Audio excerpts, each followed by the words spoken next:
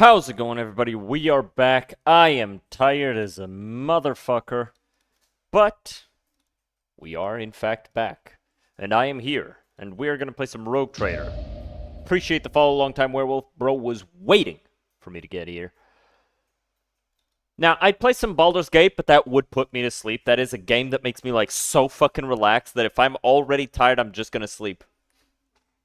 I'm just going to go to sleep if I start playing Baldur's Gate. Not because it's like a boring game. It's literally not boring for me. It's such a comfortable game for me to play. The music is so chill that I just end up just relaxing, and I just like it's honestly kind of a goated experience if it hasn't happened to you before. Just like playing a game that is so chill that you just can't help but fall asleep to it. But so instead, we're going to play some Rogue Trader, because it's a chill game that doesn't require, like, too much of my brain, even on Dark Souls 1 for you. Nice, nice. But we're going to play some Rogue Trader, because it's chill. I can play it while tired, but it's not going to, like, make me fall asleep.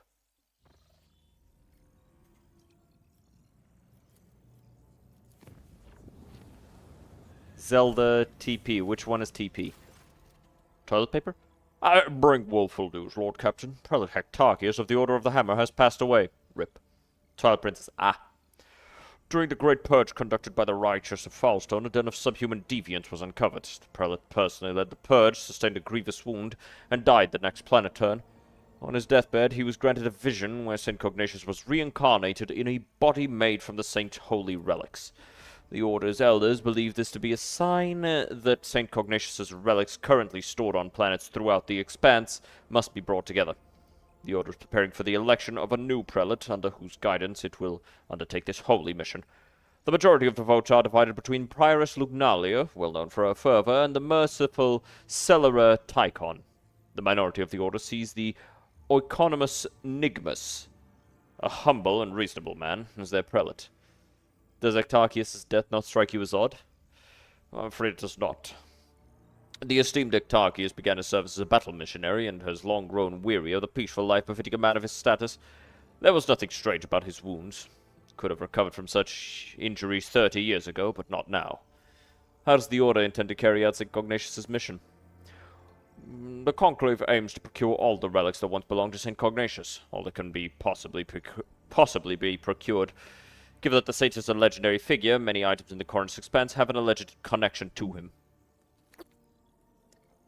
However, it seems unlikely that any of the relic's owners will be eager to part with them. The answer to the question of how the Order of the Hammer is going to retrieve them depends on the identity of its next prelate. I wish to know more about the candidates.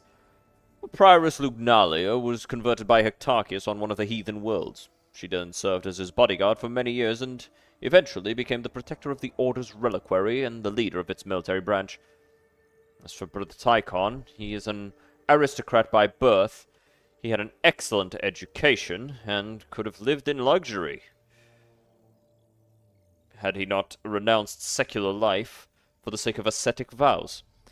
He is intelligent, thoughtful, well-read, and most importantly, genuinely merciful. I just gotta play some Night Rain. Alright, have fun. Few things can be said about the Oikonomus Nigmus. He's never been famous for his prowess in battle or his sermons, but the monastery has never wanted for anything on his watch. He's the most reasonable and unobtrusive individual. I actually was planning to play Night Rain, but, like, I got, like, 4 hours of sleep today, because I stayed up editing the D&D video that I've been working on, and even then I wasn't able to finish it. I'm probably gonna have to work on it today as well, or maybe tomorrow to have it out maybe by Monday. Still, that's gonna be something to work on. There is another candidate as well, Elder Einocrant, but his flock is very small. Einocrant belongs to the Malpians and was recently accepted into the Order. The priesthood assumes that, as the prelate, he would not push hard for the searching of shrines, but on the contrary would preach the bliss of ignorance, hindering the comprehension of St. Cognatius' wisdom. What will my companions say? I have sympathy for Prioress Lugnalia, Let her meet with Reverend Hieronymus on footfall.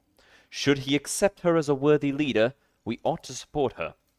A careful and sensible economist sounds like a safer bet to me than a fanatic or clever aristocrat. The voices say that he has a few paltry secrets, and knowledge of those secrets guarantees us his loyalty. Brother Tychon. He and I have met back when he was called Tychon Drivestem. He wasn't a muck back then. He was a grandson and heir to Urband, governor of Dargonus. An honorable young man with a spark in his eye. His ascension would mean much to the Drivestems. The three of them together would make a passable prelate. I mean it. None of the contenders can match the late Hectarchius in authority.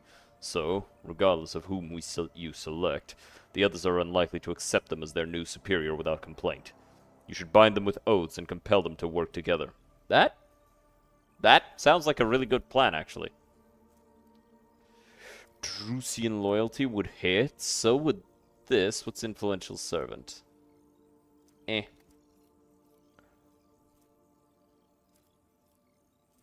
Oh, this is ass, actually.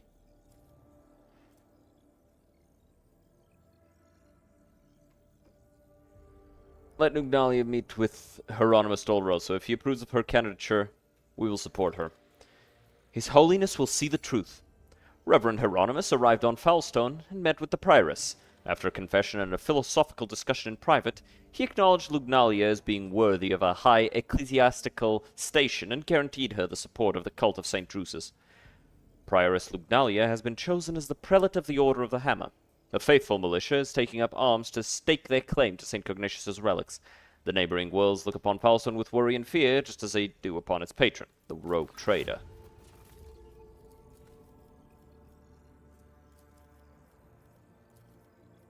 Can't do none of these yet, so we're not going to worry about that. Kind of taking care of all of these. Okay, this one needs more people. Okay, let's look at these ones. There's the Hammer of Epiphany, which... There's extra damage against demons. And extra security all over. And there's extra Drusian rep. And Accuser of Sin. But we'd need people, mechanisms, adamantine, and plasteel. So I guess we'll keep an eye out for this stuff. We did level up our Drusian rep, almost certainly. So let's go do some buying. And by buying, I mean, let's get the last thing here. Why the fuck am I getting pinged on Discord? Ah, yeah. People are... All of the streamer friends are going live. Went from 14 to 19. That's big.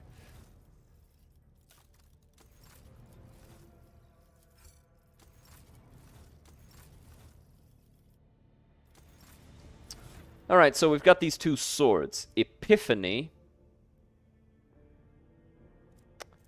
And Karkala's Honor. I will give you Karkala's Honor. It's a big-ass fucking sword. And you...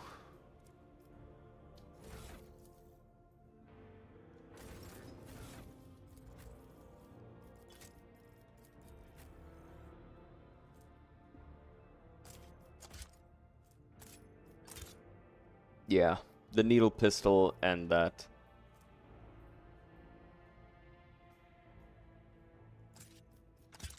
Or maybe this.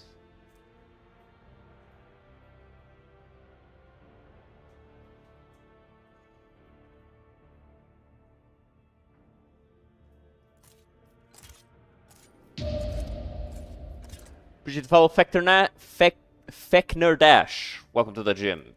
Hill. Welcome to the hill. The gym is the older call out. It is now a hill.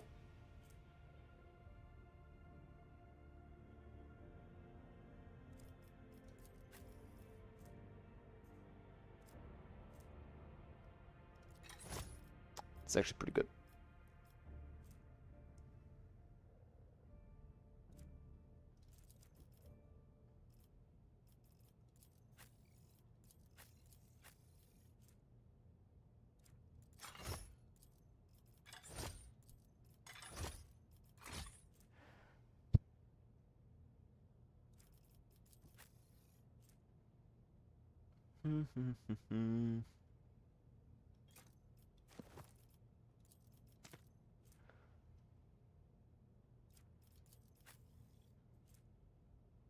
Ooh. That's... ugh.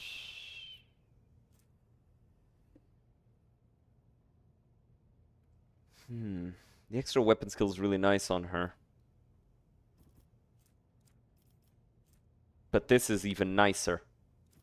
Because with this, she applies bleed and toxin per hit, and then increases that by 2 because of this. And this.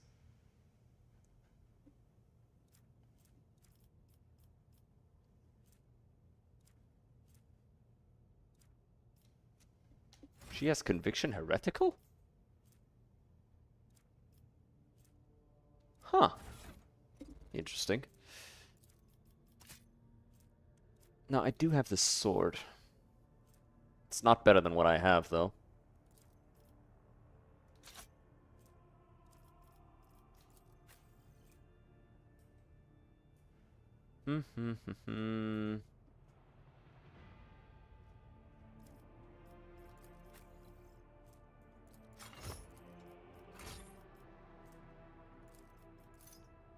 Yep. Nobody else here is dual wielding, so I guess that's that. Also have these. Throw that in the cargo. Okay, let's do a quick look at this. Medium range, 3 shots, 24 damage each. The other 2 are short range.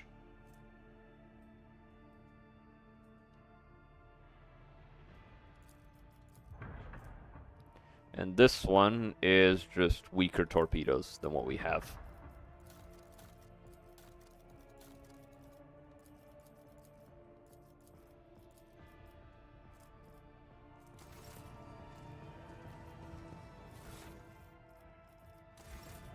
Alright. Onwards and forwards. Onwards and forwards, chat. We are going to... Just looking at something here. Alright. Was just checking something. What do we have that we can do? Oh?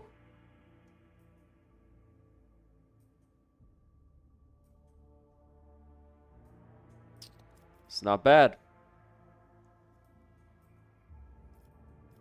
I'd need people, though. Need people for that as well.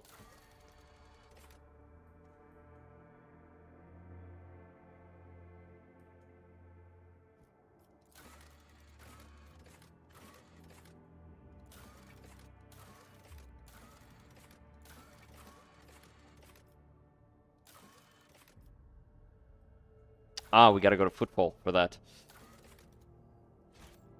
Alright, let's go to footfall. Whee!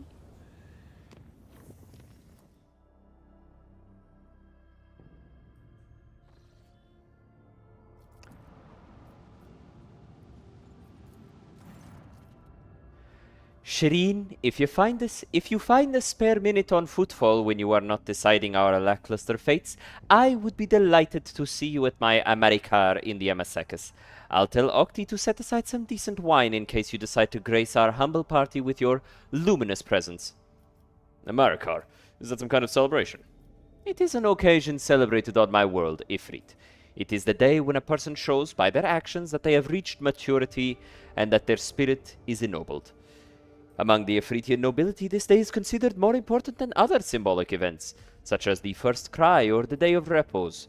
And by a wonderful coincidence, my Americar happens to fall on the day when I also wish to celebrate my acquisition of the Mercatum Tabula Officiale.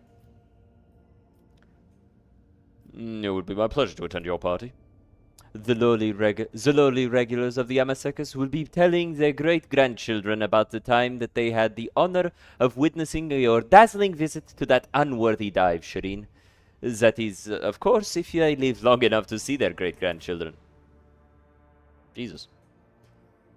Dark. Let's bring Idira.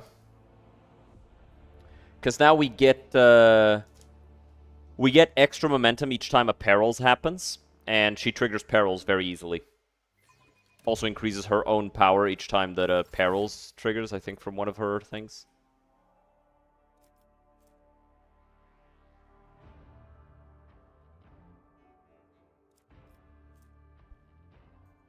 Yeah, see. Each time a psych phenomena or perils of the warp happens, +1 psi rating until the end of combat, and momentum and temporary wounds equal to resolve. So, it's pretty sick. And this is based on Veil Degradation, which is pretty strong. Yeah. And she gets temporary. Yeah, I have her really strong right now. Let's seize the opportunity. My only issue is that we're going to get a pretty good suit of armor for a heretic. I think it's the Fellowship of the Void that sells it. Let me see if I can look at it here. Oh, welcome back. What's a lawman doing here? You got Sargona.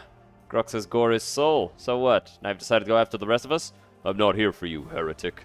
So keep your head down and remember that the next time we meet I might feel more generous and spare a bullet or two just for you.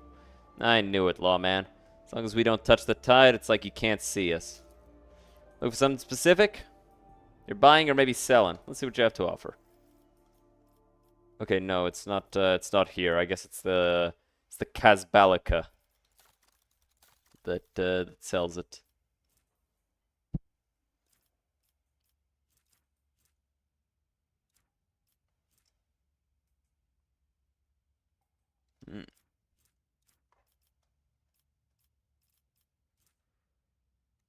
Oh, that's pretty good. It's based on 2 times the willpower, and you've got pretty good willpower, don't you? Yes, yes you do. Appreciate the Paul Twang Dash. Welcome to the hill.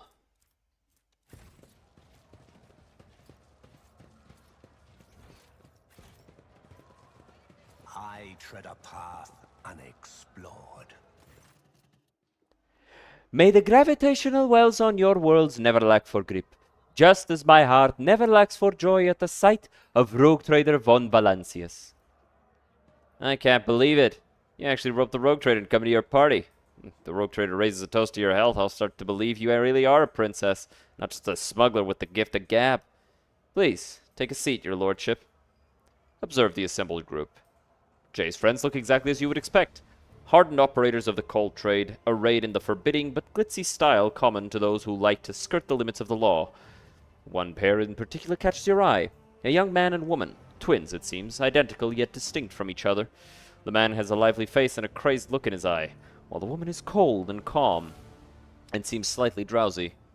Octaviana smiles cordially and readily tops up the glasses on the table, playing the role of consummate host. Ooh, I should have brought somebody with, good awareness. Oh well. How's the party going? We have been laughing and celebrating life, Shireen, as true friends do. But until your arrival, we were but stars in a moonless sky, merely heralding your coming. Now we are happy. I will gladly accept your offer. With no exaggeration, this is the finest amasec that has ever graced this bar. Jay personally acquired it, as she says, for a special occasion. Seems that you are the special occasion, your lordship. Let us drink to the lady of the hour. Jay Haydari, you dropped something. Hey, person playing the horsey game in Cyberpunk, you dropped the thing. Okay. Let us drink to the lady of the hour. Jay Haydari. Some of the group burst into approving cheers, and the bar fills with the sound of clinking glasses. The amasec tastes exorbitantly expensive, sweeping you into a kaleidoscope of flavors. Tart, floral, bitterness, honeyed sweetness, and then other, far more refined sensations that are nameless, owing to the small number who can afford to experience them. Bravo, Octi! This amasec will do me very well indeed. Jay's self-satisfied reply elicits general laughter, and the tension at the table seems to loosen slightly. Octaviana, you and Jay are friends? Friends? She's my worst enemy. The vengeful spirit of retribution sent to punish me for my youthful transgressions. Mistress Adari has a special gift for knocking me off balance and dragging me into difficulty. I would have barred her from the Amasekis long ago if it weren't for her habit of tossing money around like confetti, and of paying triple for anything she breaks. Do you see, Shireen? Do you see the Betty, miserly, callous, unforgiving friends the Exalted One has sent me? And these are your associates. The precious roses in the garden of my soul, and the golden little bees that bring honeyed riches to my treasure house. Yes, this is my crew of coal traders. The two identical ones are the trickster twins, my closest associates. Kor, our resident hothead, and his much wiser sister Tora. Don't let her fool you, lordship. She's only calling me a precious rose 'cause you're here. Which just does I'm lucky if I get that asshole with the gun. Because you are the asshole with the gun. If I dragged you out as many scrapes as Jay has, that's not the name I'd be using for you. Tell you that much. Pay no attention to him, your lordship. Kor's nobody to blame but himself for that nickname. That's a nice sword, you should give it to me.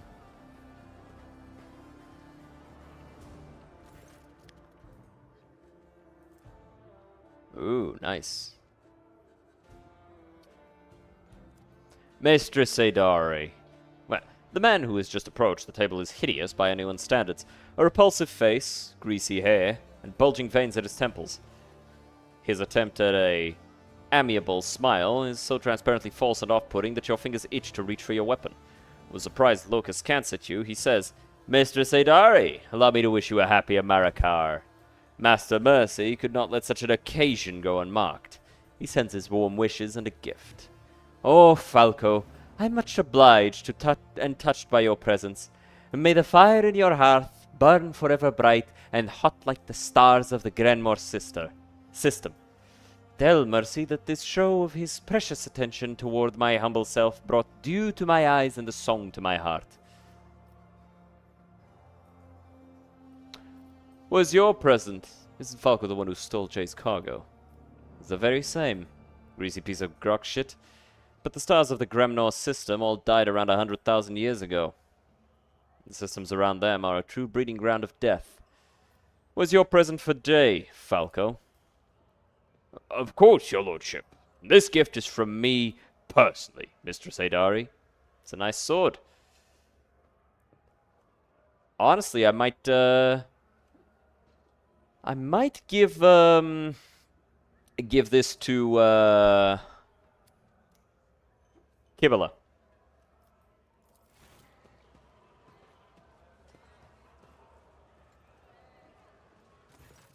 Falco turns away from the table. You see a snarl of feral hatred twist his already repulsive features. Even foes are bowing down before Jay Hadari. That's something worth celebrating. And what better way to celebrate than with a game? With stakes, naturally. Today is my Amarigar, and that's what I want. Base stream. Appreciate it, a Blaze stream. What do you think, Shireen? Does the rogue trader have anything he's willing to wager? You've never encountered this kind of game before, but you are nearly certain you can cheat at it. I do not know the rules. It's easy. Every player is dealt a few tiles. The tiles are connected by mag lines, and there are lots of possible combinations. You arrange the tiles in a design that has a particular value, and whoever has the highest value wins. I shall play. Watch out for his lordship, lads. He was awfully quick to agree just now. I have a sneaking suspicion about how the rogue trader acquired all his countless riches. But I'll warn you now, playing for money is considered wrong on Ifrit, because gaming is tempting fate. So instead, we're going to play for wishes. Look at your hand. You try not to stare at your tiles too gormlessly, but you cannot work out if you have a decent hand or a terrible one. I'm going to show my hand. The Exalted One loves me today. And if one doesn't show one's hand, what then? Then you have a chance to bow out of the game without losing. But you can only do that before someone announces they're going to show their hand. Well, I'm going to show my hand as well. Hand is significantly better than yours or anyone else's. And for my wish, I want everyone to drink to my good fortune. It has already granted me a gift fit for a queen. I'm talking about you, Shireen. May fortune continue to smile upon me. Everyone at the table eagerly raises their glasses. You join in before you even are aware that you have done so. A new stack of tiles is already waiting for you on the table. You realize that the moments have skipped past without your knowing. Seems the Amasek is somewhat stronger than you thought. Look at my new hand. Now this one's definitely a good hand. One of the best you can get.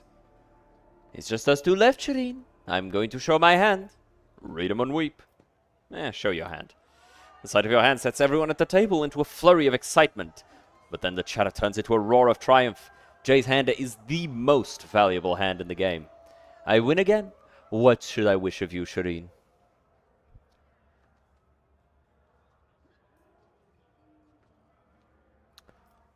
Given your profession, I would extract a promise of my assistance should you ever find yourself in trouble in the future.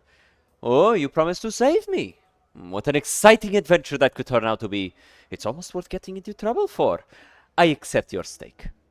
Tiles are dispersed around the table, forming piles in front of each player. You suddenly feel your body grow heavy. The treacherous Amasect is slowly robbing you of your clarity of thought and dexterity. Your mind is becoming more and more clouded by the Amasec. You're no longer even attempting to make sense of the complicated mag lines. You have tiles. That's enough for you.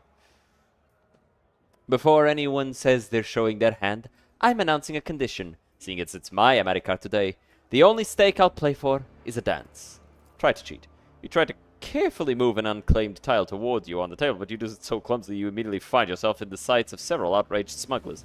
You pretend you were simply reaching for your goblet, but you do not kid yourself that anyone is taken in by your act. I'll play. 45% chance. I was always going to fail that one. Mine are worse. Looks like you've won, Shireen. I'll be delighted to grant you a wish. The light plays on Jay's dark skin and glints off the silver augmetic on her throat. Moving with the grace of a sand snake, she holds your gaze and smiles mischievously. Her dark curls fall across your face, and you see the saucy glint in her eyes through her alluring curtain of hair. This dance is called the Dance of the Captive Ravenian Girl. When the governor of Efrit Salimkan... I'm not reading all that. What were you talking about before I arrived? A business. My dear Tora, those whose mind never strays from the chilly peaks of the mountains of money she's made, was telling me the latest Kroll trade news. Exciting news are upon us. We're not the only ones being tested for weak spots. Ladame's set on putting the Ultraquisitors out of business, and it looks like he's got Mercy's blessing to do it. Big beasts are picking off the small ones. I think things are only going to get more interesting from here on out. That means it's time for us to step up and become major players, eh? I know a couple of Chegnars from the Ultraquisitors. They're dry as you like. We can tell them to cool their heels with us, and they'll be more willing to... And they'll be more willing at other altars. We can take on Falco and even blow Vadame out the airlock, too. Core, my sweet. Before you go chewing Fisseline with Chegnars, you need to clear the altar and hide the pulses. If Vadame's playing all the lines, he won't touch me. But I don't want to shift the risk onto you. There's chatter about the commission. Jay, you wouldn't be cheating by chance. How could you even suggest such a thing, Shireen? Has Jay Hedari really fallen so low that someone could think me capable of deceit? Jay brings her hand to her chest in a tragic gesture to the approving guffaws of her associates. Well, that's enough betting for me. My luck is very fickle today. Unlike Amasek, you can always trust Amasek. It always lies. Smiling sweetly, Jay presses your goblet into your hand. Her skin seems to glow from within, and the sparks of laughter in her eyes dance like flames. To Amasek's deceit. May the deceived not live to regret it. Fog swaddles your mind in appealing ideas of other ways you could abuse yourself at this party. Surrendering to the maelstrom of chaotic thoughts, you let the all-pervading merriment determine your fate. And then we end up on the Void Ship Bridge.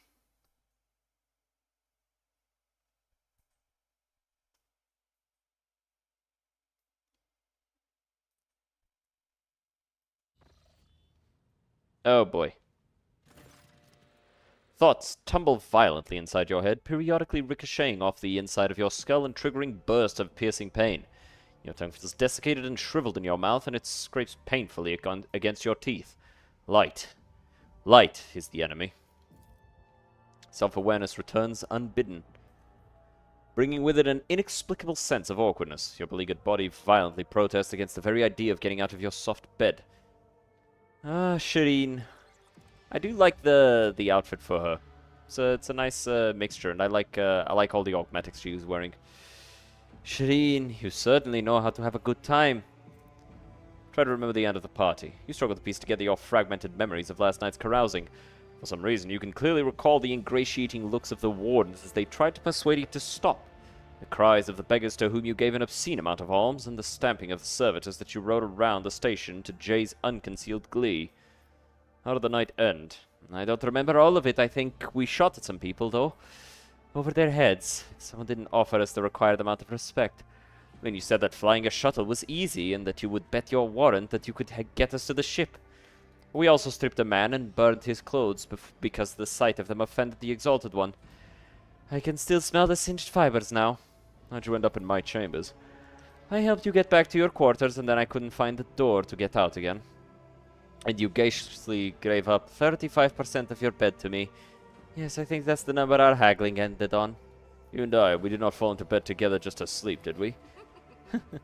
No, Shireen, your conduct was entirely becoming of a rogue trader. We need to make ourselves presentable. I'm sorry to say you're right, Shireen. No matter how soft the bed or how pleasant the company, there is a line we must not cross, and I am perilously close to doing exactly that by getting a couple of bottles of delicious medicine for our aching headaches.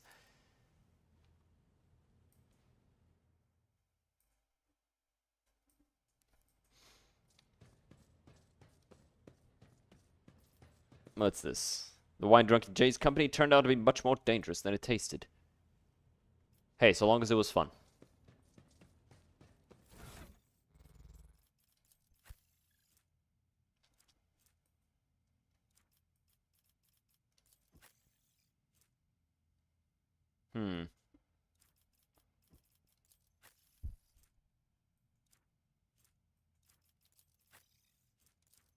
Yeah, I'd rather keep the one that gives extra reach.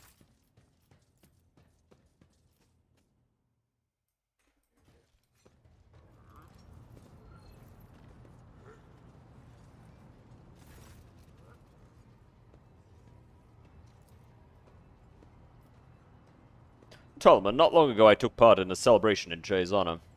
Would your lordship care to learn the circumstance of your return to the bridge? I can assure you that the landing deck was damaged minimally. Mistress Adari escorted you to your quarters, rather boldly touching the person of the rogue trader, and in response to the crew's attempts to help you, you endeavored to demonstrate your proficiency in several Ifrit swear words that, according to you, Mistress Adari had taught you earlier. Regarding the incidents that took place on Footfall, Leash Takara has already let us know that the persons affected have no claims against you, and thank your lordship for the honor of witnessing how the rogue trader and his charming paramour amused themselves. Anything interesting of late? No. Alright, I guess that's that. Maybe we can talk to her. You are spoiling me with the splendor. Alright, nothing to do. But let me check, because I wanted to look at that armor that the Kazbalika has. Yeah, the Psyker breastplate. Oh, it reduces chance of psychic phenomena, so it's not actually good.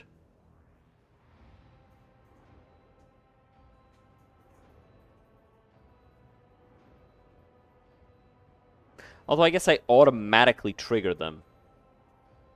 So it is pretty good. So try the stupid-ass horse minigame. Stop playing it.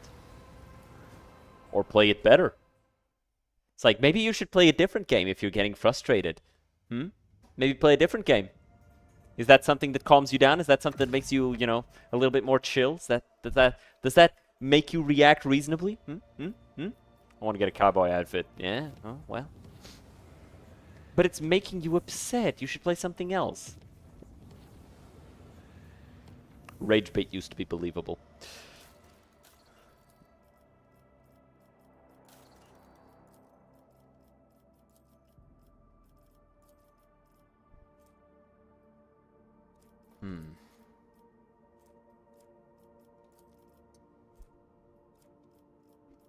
Yeah, plasteel mechanisms, adamantine, and people. Let's see, how much plasteel is here?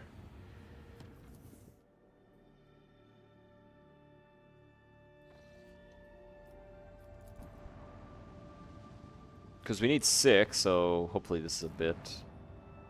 No, it's not. Alright, well, whatever.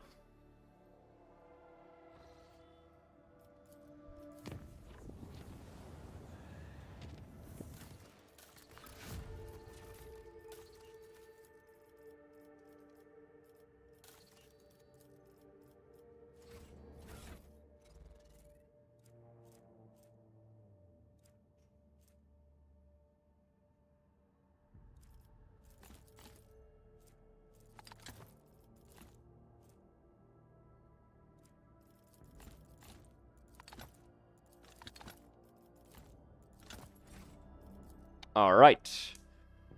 Let's go. Lord Captain, we've cross-referenced the key characteristics of the system with our astronautical chart data. Planet Vivus 6 is located here. Problem is, the Augurs detected an unusual change in the atmosphere, not unlike a massive release of toxins. It appears that something unfortunate has happened to the planet's underground storage facilities. It's impossible to land safely on the planet just now. Unknown ships are cruising in the system. No need for any Cork to analyze it. I could decipher this telemetry easily. Xenos. The armory and artillery crews are standing by. Let's fuck up some Drukari. I'm gonna blow them up. Blow them away. With my guns. My many, many guns.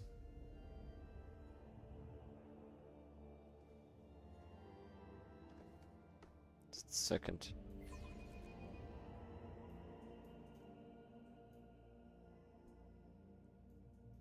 I want to see if there's a way. There you go.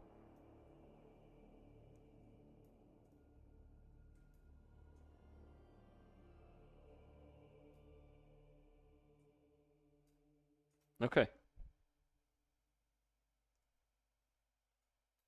I won't. I'm trying to see if it's possible to have like multiple apps, because I want to have both streams open on my phone so I can like monitor both and like handle things easily.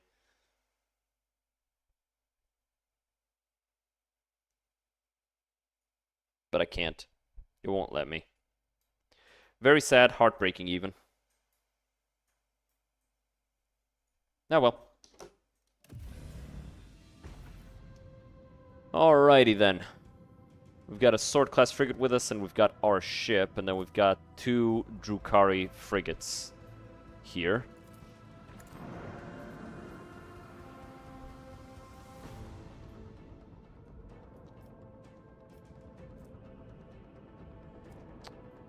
So this.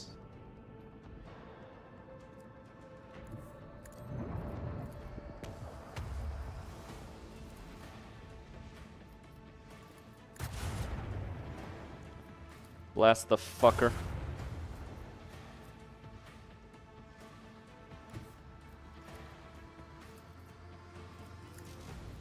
He won't be able to dodge this.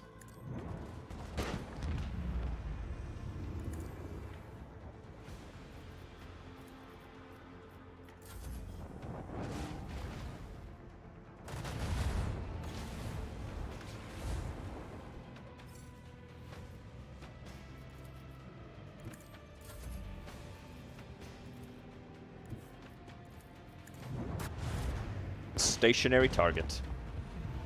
Blown out of the fucking water. And by water, I mean space.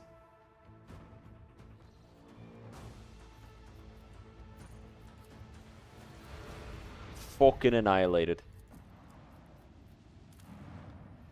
Actually, let me see. Do I have enough? I do have enough. We'll have to take care of that after we deal with Vivas here. Alright.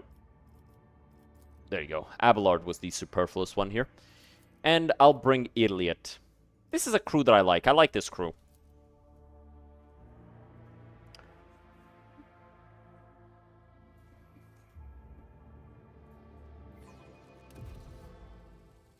Critton's Lord Captain. The Imperium is Hello. laughably unoriginal in its educational methods. Corrective labor in the mines. Places like this show mercy to no one, adult or child. The point of it isn't mercy. Most malefactors cannot be reformed, only chained or killed, like you. Embrace true Calm down, Kibble. power. The point of a place like this isn't to educate or even re-educate. It's to produce. Humanity needs it.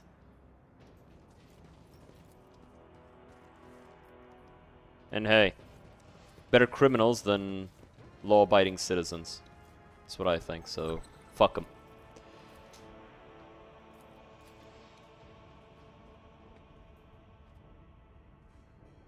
My pleasure. Ooh. Is this an even nicer one? Let's compare these two. Scorpion Sting, 17 to 20. 14 to 21. So average damage on this one is better, and it also has something else. Does it have the same effect twice?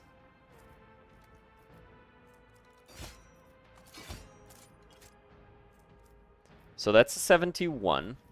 61 without it. No, it doesn't. Okay. The effect is just there twice for funny.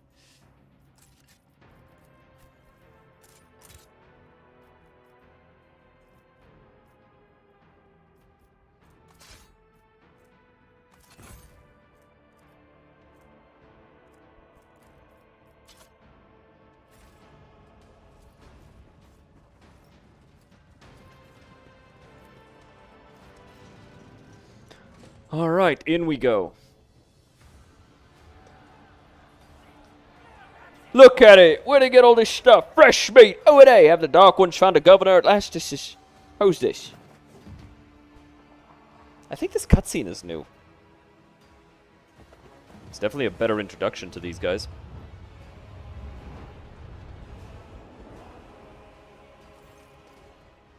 Macandus, Aelith. What is this?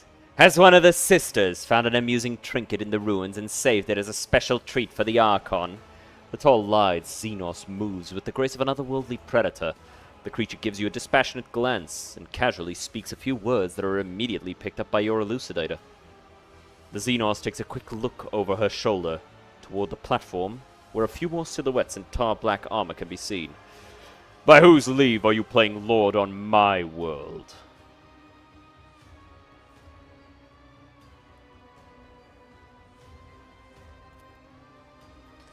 Xeno's eyes light up with interest. The monkey understands my speech. Where did you come by a device that can translate our language? Are you trying to impress me by appearing useful? Such words will earn you a bout in the ring at most, without weapons and soon without skin. If I'd been the one holding the device, she and I would have had words. I'd make sure the stuck-up bitch knew exactly what I think of her.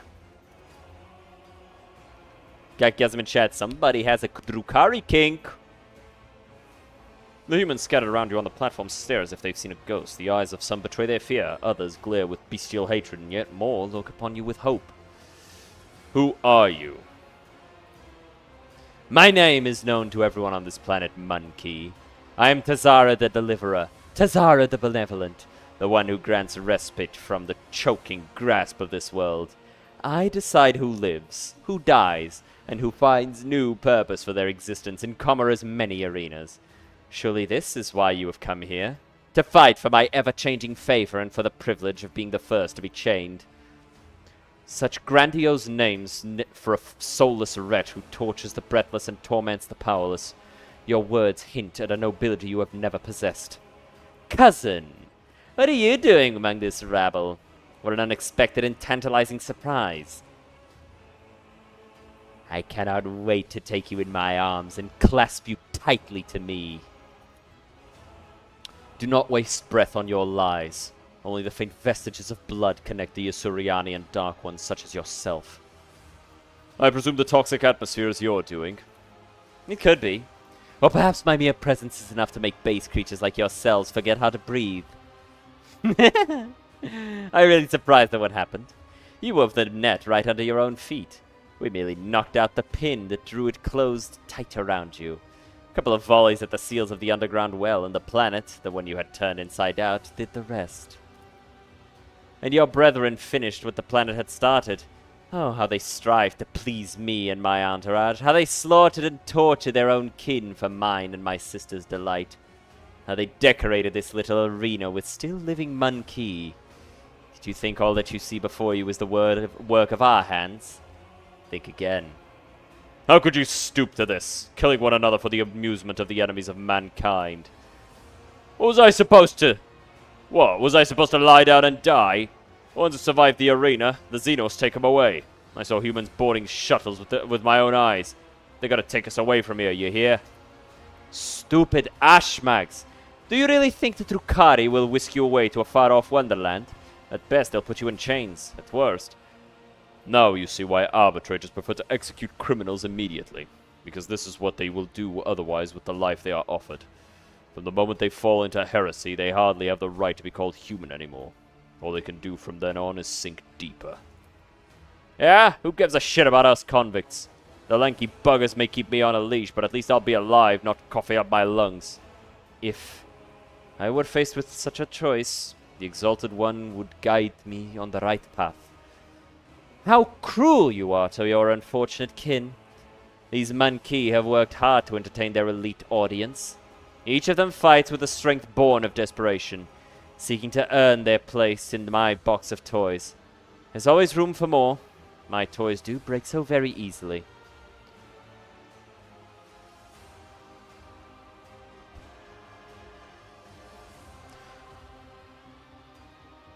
A small group of Xenos who neutralized the planetary defenses and managed to ruin an entire world. Impressive. How much would it cost to hire you? Oh, the presumption, the stupidity. You've nothing that could satisfy me, Monkey. From the dust behind Tazara comes a cry. The distance between you and the Xenos is too great for the elucidated to interpret the words, but the tone alone speaks of irritation and impatience. Tazara raises her blade and points at you. Tell the other Monkey that whoever slits your throat will depart to their new home ahead of schedule, and tell them to hold nothing back. Tonight they dance for Irremeris herself, the great Archon of the Cabal of the Reaving Tempest. Do you truly wish to die at the Xenos' behest? If we join forces now, we can end this senseless carnage once and for all.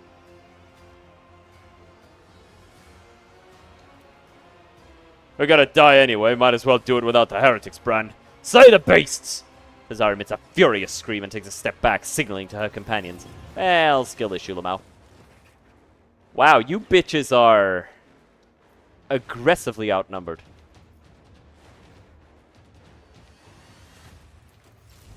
Also, what do you mean I'm ambushed? Okay, so hit this. Then this.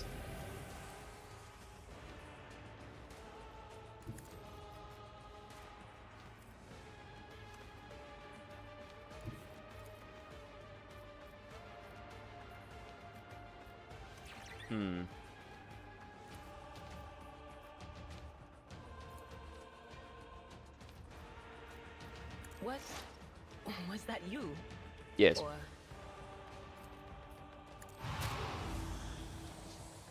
The fuck is this? Combat Stim Grave Lotus. Oh. And she's gonna die next, so whatever. Oh, I should have done the things. Ah, well. Doesn't matter.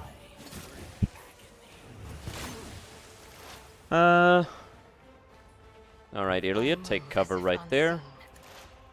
Mark. There. Pray. Pray. Pray.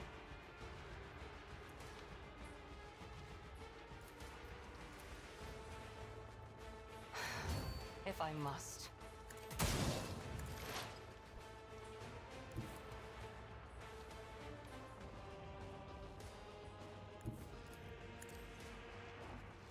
There you go. I shall not fail. I don't think I will.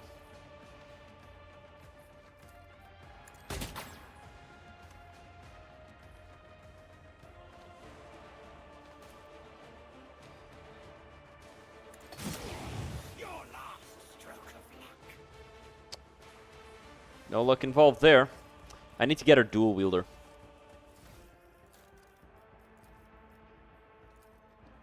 So she can do a little bit more.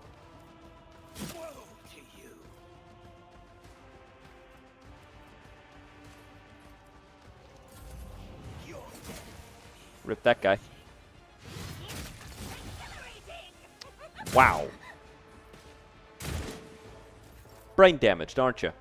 Well, you're about to be. Mark the target.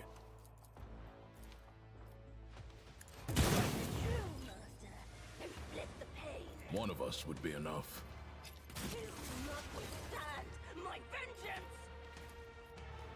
Avenge this. It won't take long.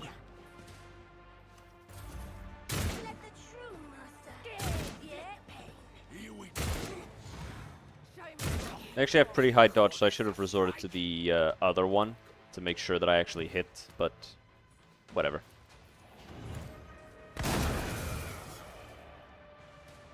I will triumph. Do it again.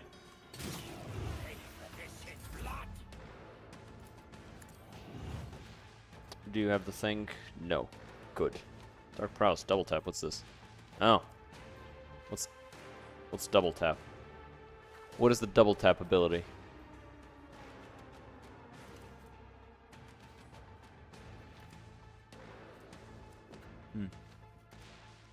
No idea.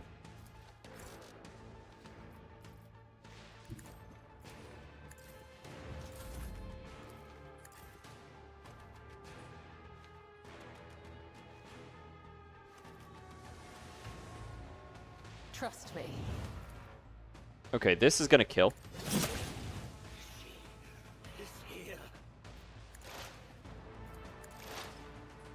Then jump here.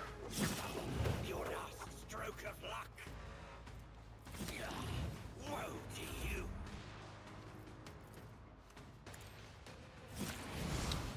Gotta be careful because this bitch is gonna explode.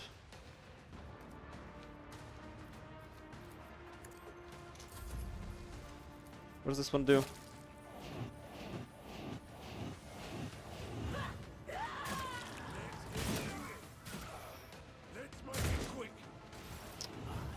That's an injury that didn't need to happen, but it did. I'm bored of this farce, Tazara. Who rules this arena, you or the monkey? Archon Drakon Marajai. You know the danger of repeating this misunderstanding. Draw your own conclusions. Your word is your command, Archon Remeris.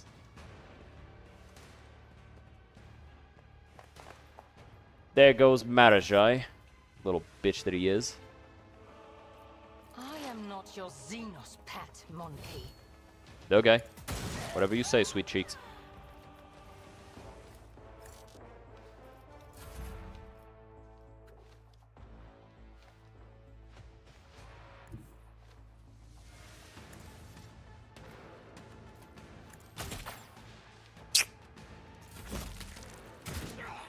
You call this a strike?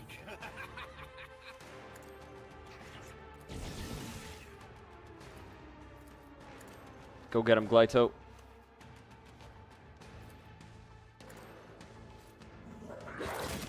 Ooh, big hit. Bro, I knew this shit was going to be worth it this round. Totally not a misclick.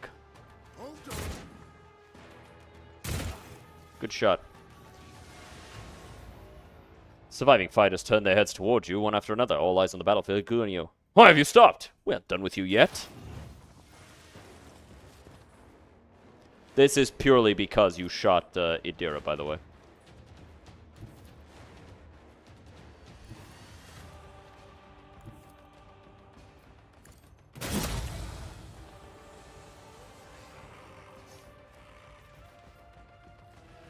This is problematic. Will do.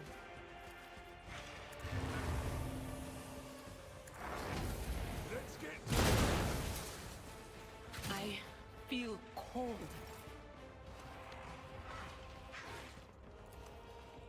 Okay. I'll take this guy out. He's importantest. Descend upon the weak. Purpose guides me.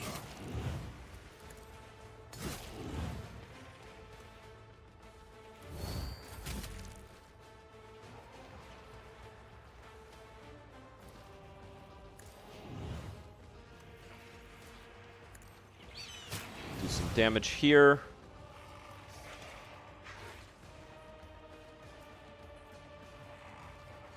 Supplies obstructed.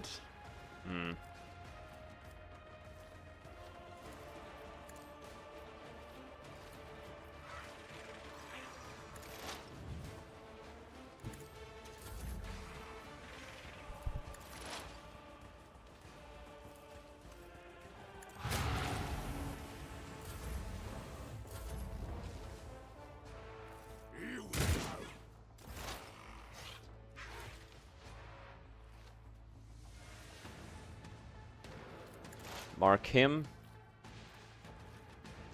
17% more damage.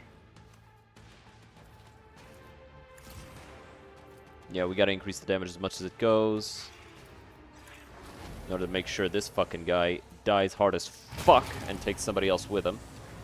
My exile has Ow! not ended Fucker! yet.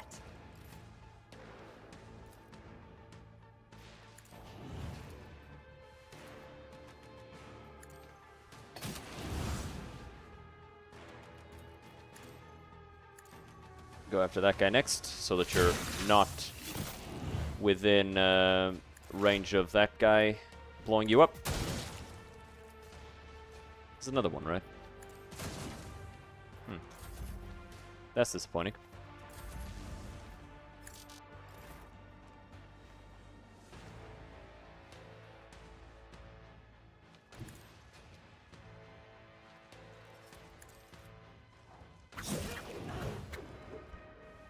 As the Alrighty.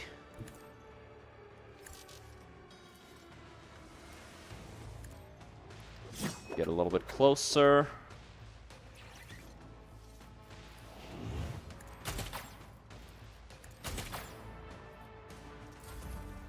Too far away.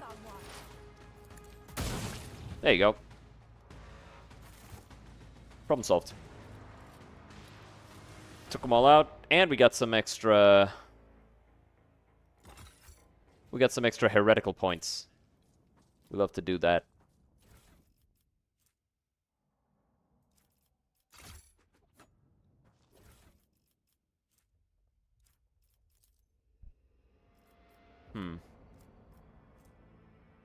No. What was that? Was that Glyto? keep a sharp eye. So how do you have 2 traumas, Elliot? The fuck happened to you? You did not get hit that hard.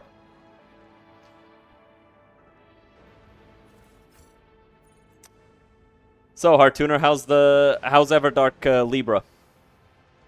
Libra kicked our ass. Yeah, I've heard some stuff.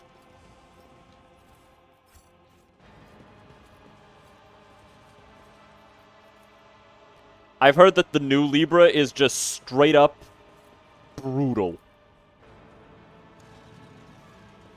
I've seen some like footage, which, you know, unfortunately I saw it, but like it calls Nightfarers to its side mid boss fight, so it's like summoning shit. 4v3. I've seen some versions where it just summons multiple copies of the same guys, so like you can even go up to fucking way more than that. But I could be wrong. Could just be misunderstanding. Yeah. Yeah. These 16 new convicts, various dangerous literates, and idle thinkers could supplement the workforce. So, either more crit damage, more damage against psychers and navigators, or more dodge against humans. I'd lose either complacency, efficiency, or security, but with this one I also get Drusian, so let's get Drusians. Let's get Drusian Rep. Rep is easily one of my favorite things to get for free.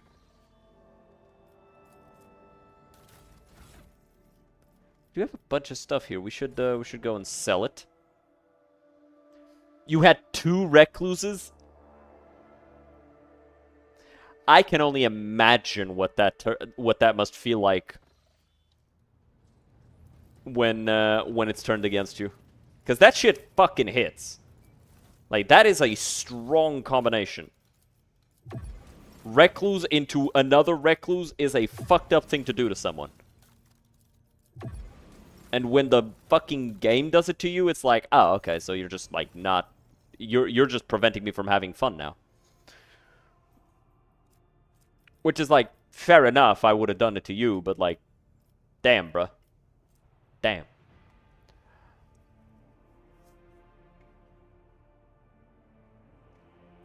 Omegalo, yeah, exactly.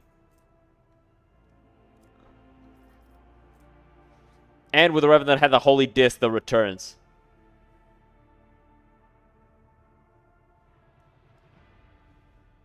Y'all never stood a chance. Y'all just never stood a chance.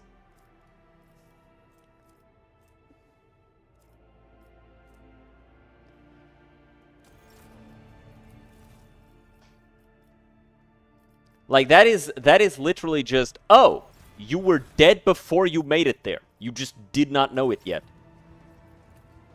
That is a fucked up situation. I really want this one. Damn. That's a fucked up thing to happen. Couldn't be me, though.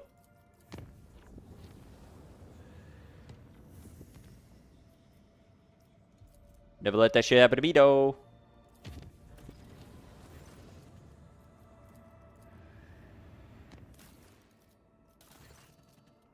Lord Captain, disturbing report has come from the quarries of Vebus 6. The convicts have lost their minds. They forget how to use tools, they huddle together and continue to stare aimlessly into space, even under the lashes of the whips, ruining the mining deadlines. Some are possessed with the urge to use their nails to scratch blasphemous symbols on tools, machines, and even their own bodies. The most mad have painted the walls of several mines from floor to ceiling with the symbols and then gone off deep into the mining tunnels. None of them could be found. The overseers consider it deployed to divert attention away from the escapes and an impending rebellion. What are those symbols? It's hard to give these drawings any sort of intelligible definition. Unnaturally round circles connected by lines. The lines are interrupted by groups of dots. Some patterns follow a certain common logic, while others are unique. I can provide your lordship with pics of them. Necron shit. After examining the pic, you realize the symbols are connected through a strange logical sequence. What do my advisors have to say? I am detecting an intriguing pattern in the drawing of the symbols left by the prisoners. Hypothesis: they have practical purpose. Requesting clearance for the Adeptus Mechanicus to access the mines and investigate the specimens. Disappearing prisoners. What is the point of running away from penal servitude if the entire world is a prison cell? No, Shireen, these ashmags have found some sort of smuggling tunnel network and are hiding there. And these drawings are their secret language, which they use to give orders to their fellow prisoners. I know some guys who can find such secret places and decipher these languages. If the convicts continue to disappear for no reason, then unrest will soon follow, whether out of fear or hope for the possibility of escape. To stifle this, we must put pressure on the convicts' leaders. My experience suggests that such people can hold more sway than any overseer. A fish rots from the head, and a prison begins to collapse because of its overseers. It's suspicious that no one has managed to get to the bottom of the problem. Lean on the senior staff to get the information we need. Someone in the prison must be exploiting the situation to their own ends. You know, you really expect the worst out of everybody, Solomon.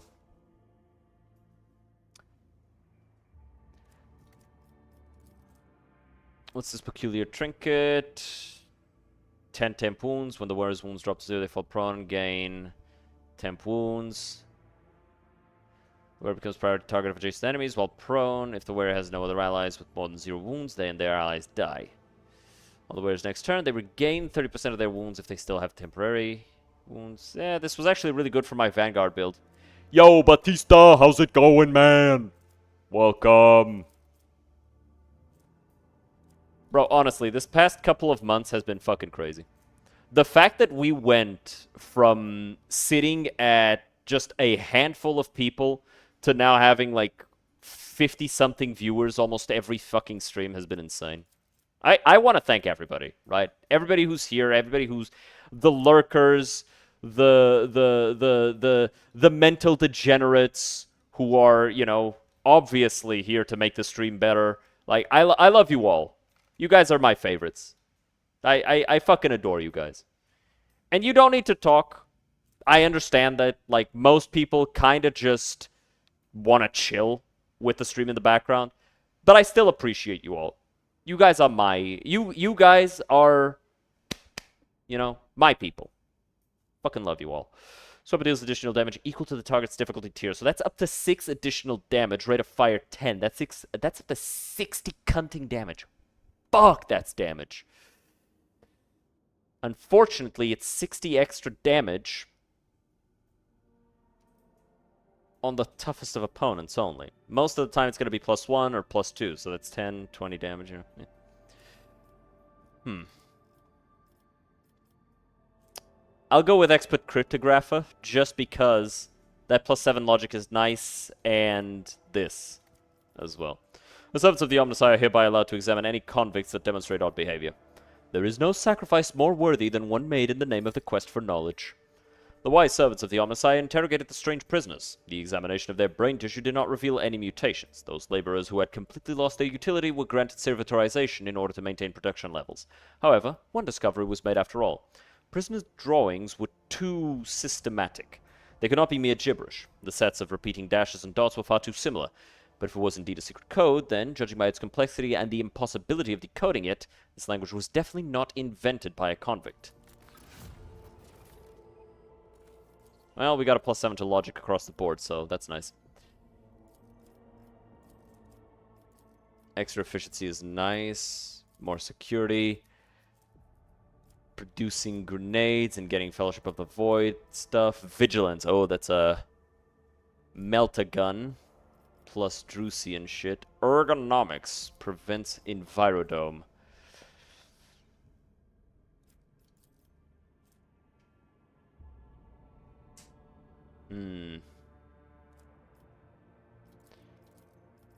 So, extra toxin damage reduction is nice. But this is also really nice. Extra hit chance. What do I have to sacrifice? So, this needs either one. Gives unerring shots, extra damage for torpedoes. Real nice. This, Wrath of the Vile Rabble. It's just an axe that does bleed.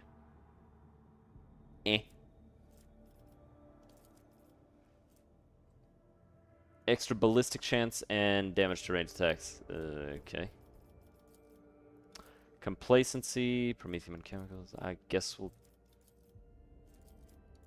go on this one.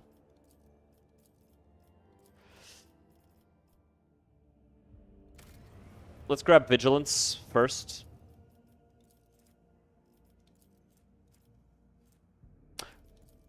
Oh, wait, shit. I didn't realize that this blocked the other ones.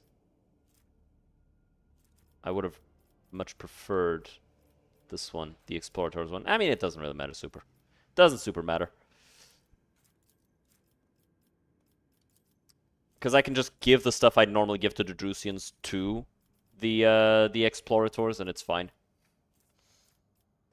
And the Fellowship of the Void is also easy to level up. It's the Kazbalika that's hardest out of the four.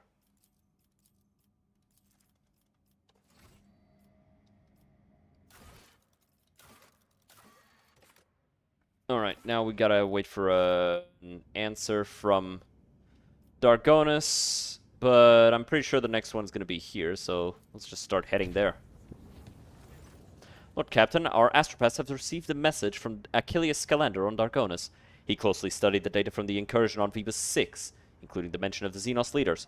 He promised to direct the efforts of his aides to identify those enemies of humanity so their location can be determined. Master Calander is also reporting that Drukhari are getting ready for more attacks on your territory.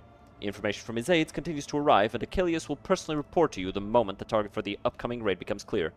The Drukhari excel at catching their opponents off guard, and there will be little time to mount a response.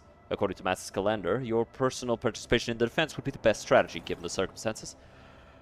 Look, Captain, this is Master Helmsman Ravo. Crew's grumbling again, but they've a right reason this time. Our analytics system has gone totally bonkers. The Red Robes, tech priests, are blaming the anger of the machine spirits. Allegedly, this is how they profess their displeasure at the crew not being worshipful. We've largely managed to stabilize the output of the augurs and auspexes across the ship, but you should know there's something awful sketchy about the machines these days. I can confirm. Just want to say I love watching you play. Appreciate that, Nufflebundout. I appreciate that greatly. I can confirm, Lord Captain. The vessel's analytics systems were behaving incorrectly for a time. The cogitators could not produce statistical data and displayed meaningless numeric combinations instead. The augurs failed to correctly analyze matter and mistook solids for liquids and vice versa. Thanks to the tech priest's efforts, standard operations of the ship's mechanisms has been restored. I'm still registering sporadic reports of similar malfunctions, but we should now be able to handle them. That's it? Okay. Let's grab this one next.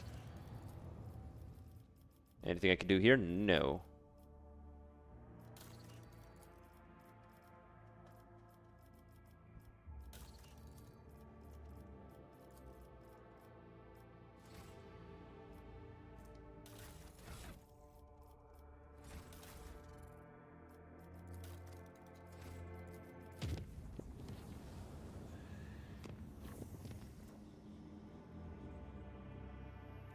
Gutted void ship?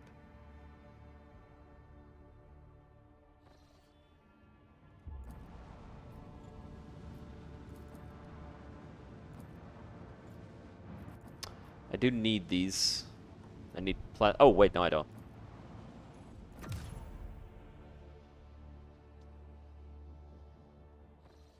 Don't need plasteel at all.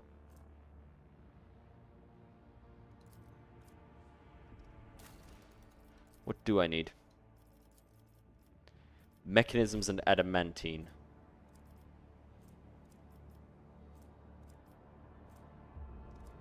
This place has adamantine.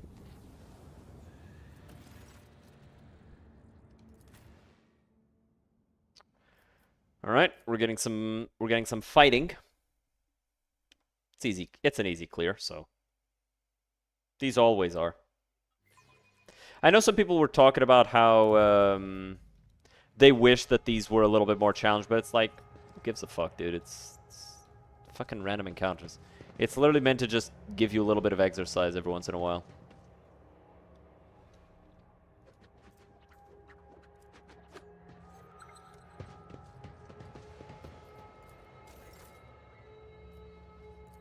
Blow that guy's brains out. Blow his brains out his ass. Your kind has no place in the galaxy. I will fight if I must. Huh.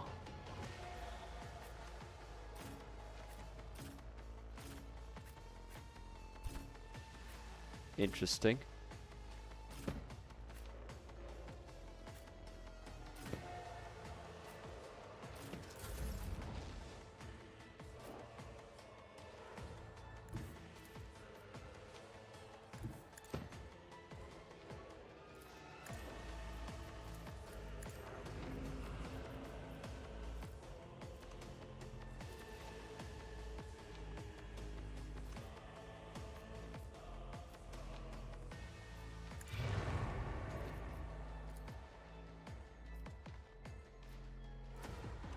Alright, this should kill 2 of them.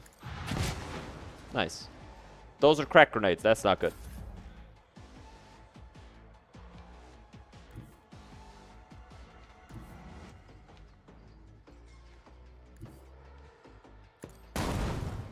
That was stupid. I'm stupid.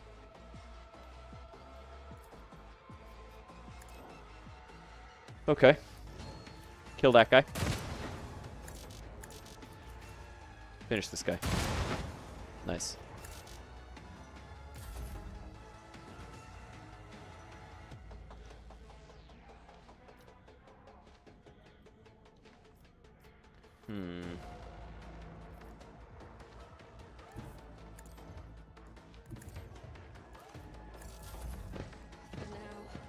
I'll do what it takes.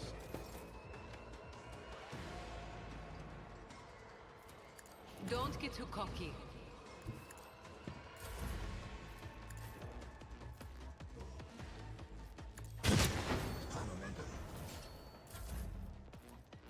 I'd like to, but I can't. Move you here. Wanna see a Finest hour. Where's the Cabalite sharpshooter? There.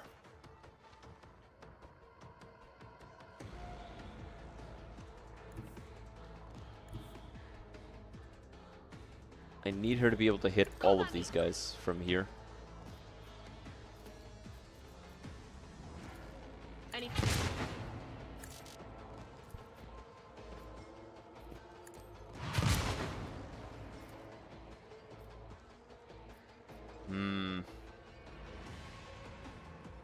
Damn.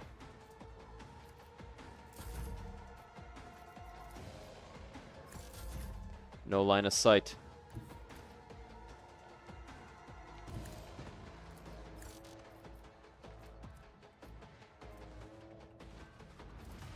Let's test our skills, Glato.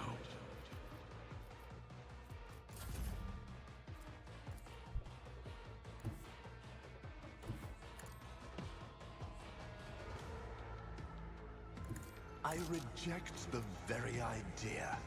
Ruin beckons. You missed.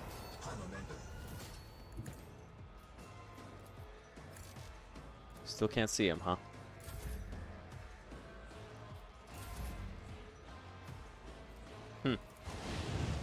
There you go.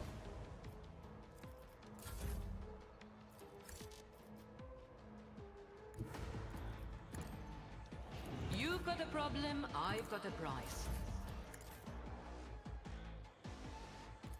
And hi, you are now in melee.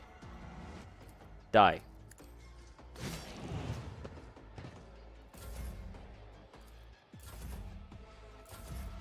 A blood-soaked tribute.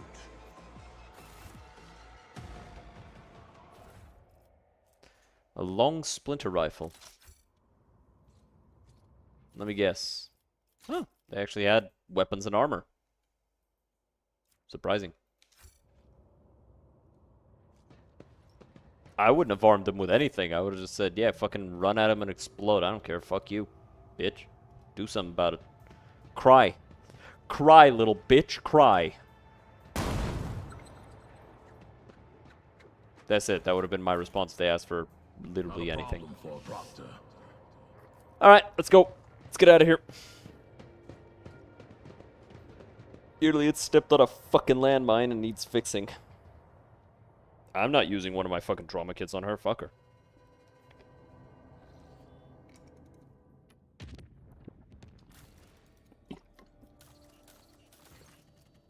Lord Captain, the mines of Veba 6 are once again in turmoil. At the depths of level MD Zeta-05, the Overseers have discovered a mountain of mutilated bodies, seemingly crushed by the millstones of the mining machines. All the dead are convicts. The Overseers believe that there is a cult of heretics operating in the ranks of prisoners, offering human sacrifices. The prisoners themselves claim that this atrocity was committed on the order of the warden to rid his prison of the more inconvenient inmates. The warden tried to reason with the raging mob, who was mauled to death instead. His defiled remains were found inside one of the cells where prisoners were being tortured during the investigation of the strange convicts. The Overseers have managed to isolate the rebels inside the mining facilities, but an assault would result in high losses of workforce. On the other hand, the prisoners are ready to lay down their weapons, cease the violence, and repent if the rogue trader would only demonstrate some compassion toward their plight, possibly by reforming some of the more severe punishments. So who did kill the people found in the mines? Well, that remains to be established. The Rite has complicated the investigation. Perhaps it was the work of the warden after all, or perhaps there is a cell of the cult of the Final Dawn operating among the prisoners.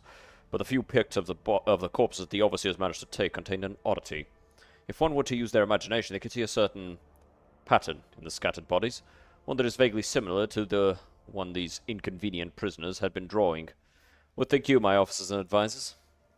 Shireen, if the governor and the pack of overseers cannot handle their duties, should they not take the place of their wards? And could there not be worthy administrators among those who oppose them? Those who could do better? A mob of commoners mauled a noble soul who was attempting to reason with them. How awful! Perhaps the underground madness has spread among them and assumed a new form, turning them into monsters in the process. It would be cruel to kill them if this is the case.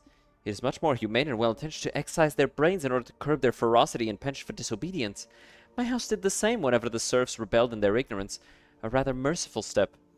I don't care about the overseers and the convicts or their problems. What bothers me is the dead bodies.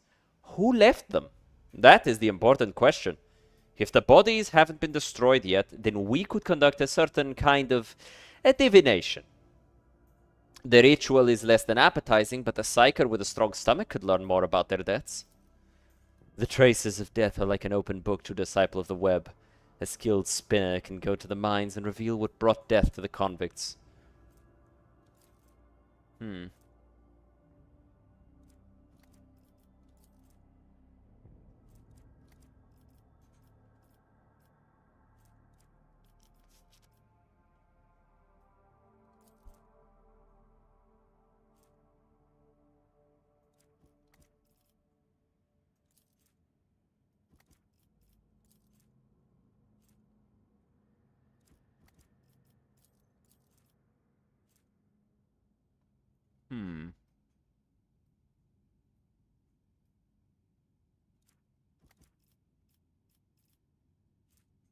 Let's go with this one. Mercy to the Fallen gives us extra resolve, and resolve is nice. Alternatively, I could go this one, get extra crit chance.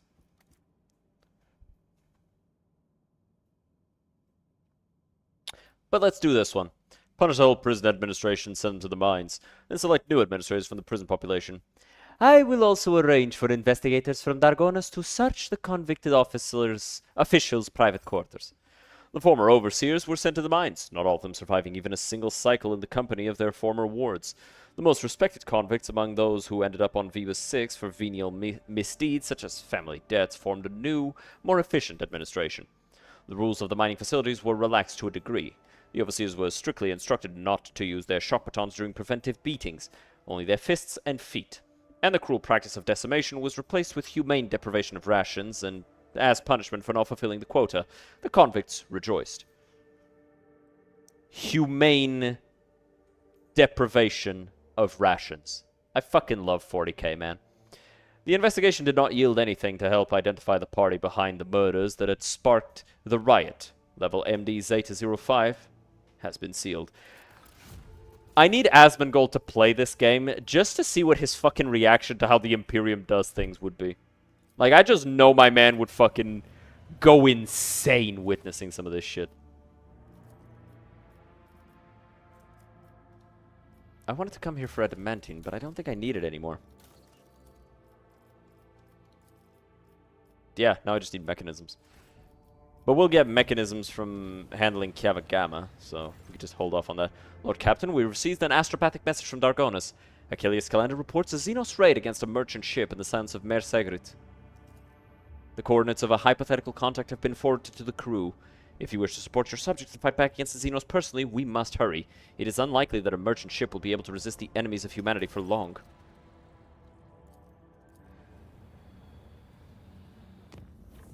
There. Gotta hurry up.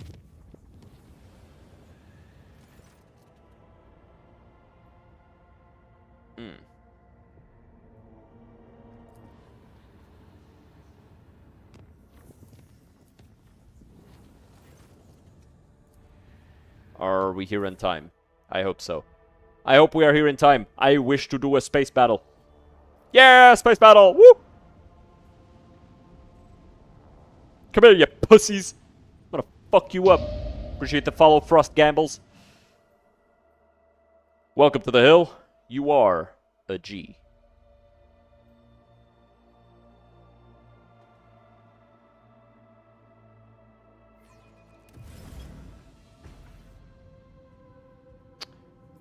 Okay, immortality denied. That's a...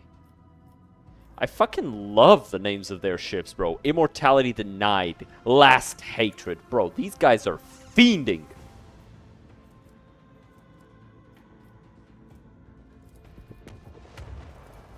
I bless that bitch. For being a bitch.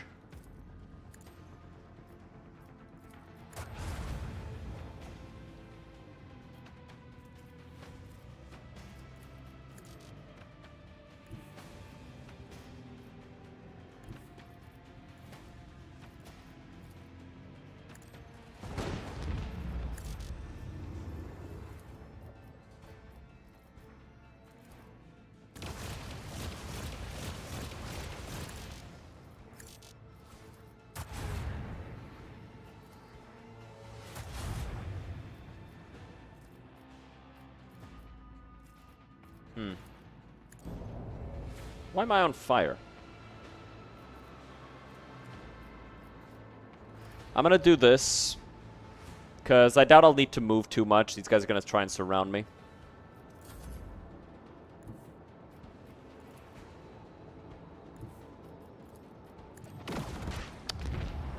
Very nice. They're going for the people we're trying to save. That's unexpected. I thought they'd go for me, considering I just wiped out 2 of them. Wow, we took a lot of damage from all this fire. Yep, that'll kill him.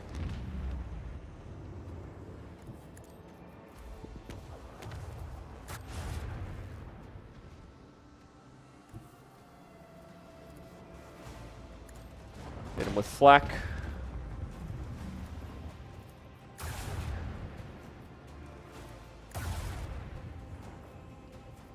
Why is this reloading? Because I did not fire this in the... I fired this in the slowdown phase. Not in the acceleration phase. So that should not be going off.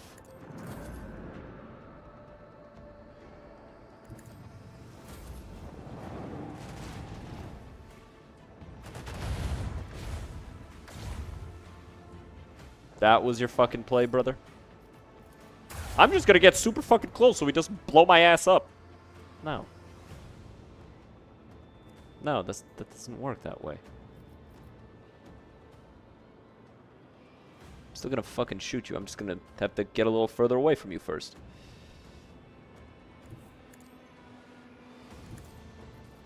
Get rotated, fucking idiot.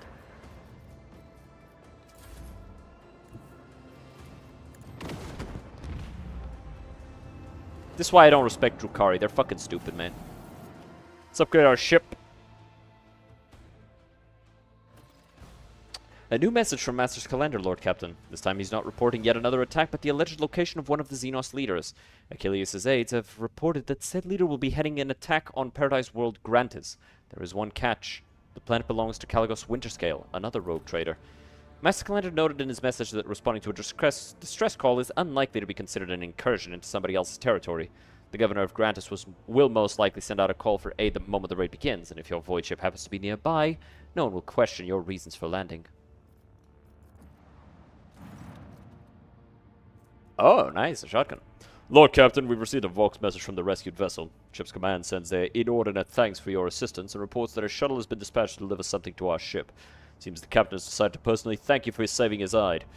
As soon as the transfer takes place, the ship will depart the system. I imagine they're worried about the integrity of their whole riddled bucket and want to get as far away from this perilous system as they can. It's better than what you have, so you can keep it.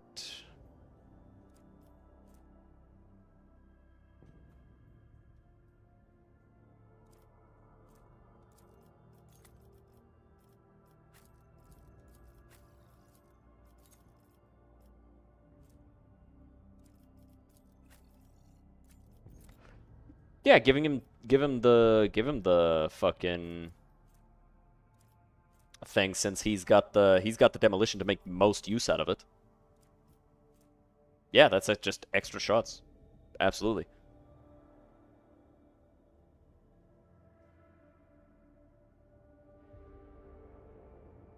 Yeah. This is so much more damage, bro. Even if this gives me extra attacks, though.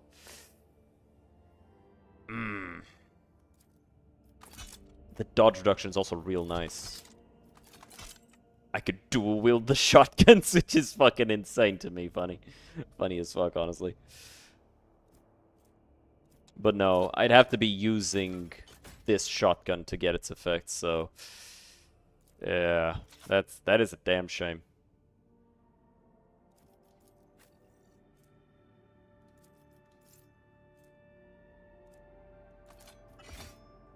I'll equip this on her just until it's time to pass it over to Kibula. One thing I do find funny about Drukhari weapons is that they are very close to weapons that we use nowadays. Like, for example, the Venom Sword. We use weapons like this nowadays. Literally just knives that are built in such a way that they inject toxins as they cut.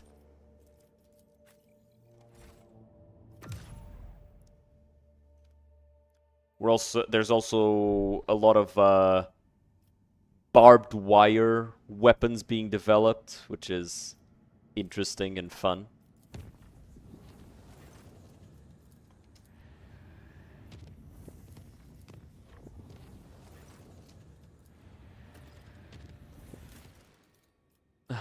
Fuck this, man. I hate those vents because they're so stupid. That shit is an email. That's it. I can deal with it through email. I don't need to be there. Annoying, bro.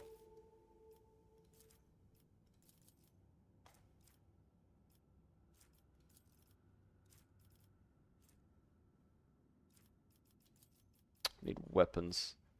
I don't know how I'd get weapons. And we're losing people. I don't know where we're losing people from.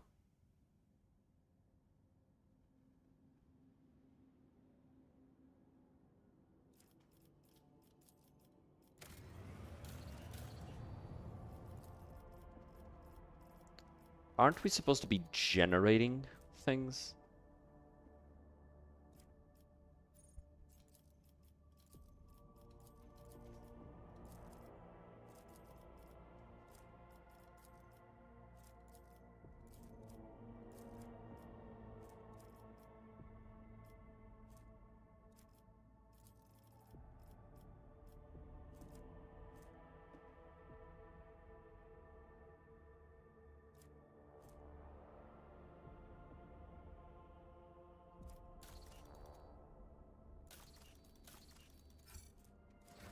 I guess I'll go there.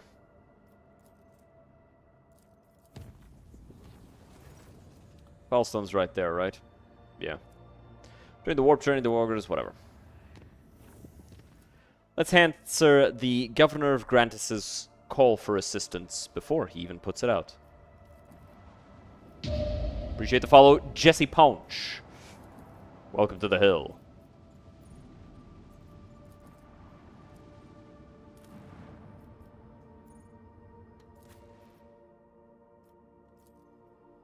Let's go.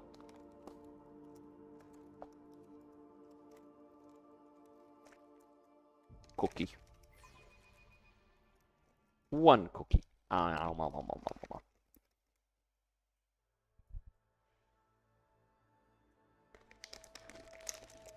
Fucking Christ, these cookies are calorie bombs, holy shit.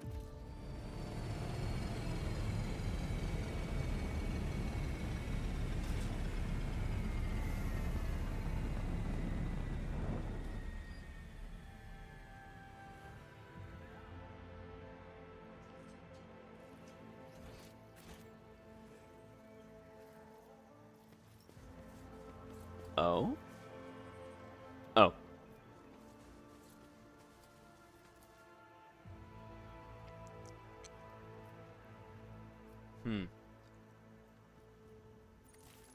Body's lying face down, its crooked fingers clinging to the ground. This woman had her spine removed, and she was allowed to crawl in the vain hope of escape. Dead noblewoman is staring at the sky with unblinking eyes. Her fingers have been thoroughly broken, and a tangle of intestines lies atop her slashed abdomen. Bro, is your girlfriend single? No. No, she's mine. Can't have her.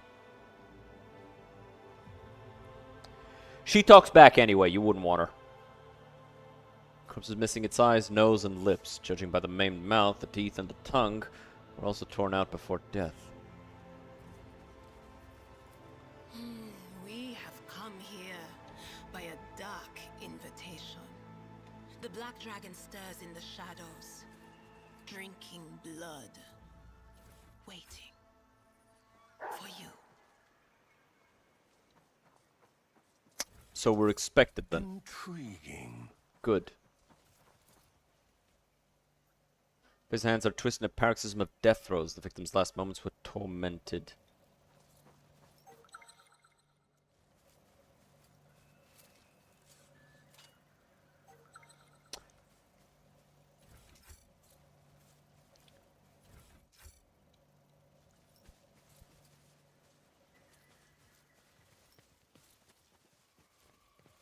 Vile fucking creatures, honestly. It's funny because much of the Imperium's idea of how Xenos behave is born from the Drukari's interactions with the Imperium. You took your time coming to meet me, monkey. Xenos in ornate black armor turns his head to you. His thin, pale face is covered in tattoos and blood splatters. After a moment, his thin lips stretch into a crooked, unpleasant smile. A couple of seconds pass before you realize that the elucidator is silent. The Xenos is addressing you in low Gothic. One of my soft-bodied kin. What meager offering tempted you to lower yourself to attending these animals? Or does their company remind you of being among your lost brothers and sisters? What do you know about my brothers and sisters, Dark One? Only that they wander blind and helpless, robbed of their home and hope. But why am I telling you this? To torment her. Is it your duty to watch over your kin, outcast? My, this beast can speak our language. Speaking your language is slightly less trying for my patience than being forced to listen to a monkey machine butchering our tongue. Besides, I want you to understand well what I'm about to tell you. Uh-huh. How is it that out of all of your kind, you're the only one to discover our feasts in advance? Usually you're all so slow and sluggish that my kin always have enough time to leave the battlefield before aid arrives. But still, time and time again, your dogs have been there to stand in the Cabal's way. If a Drugari took a shine to me, Shireen, I'd know to expect nothing good out of it. You are too popular, even with your enemies. Just a second.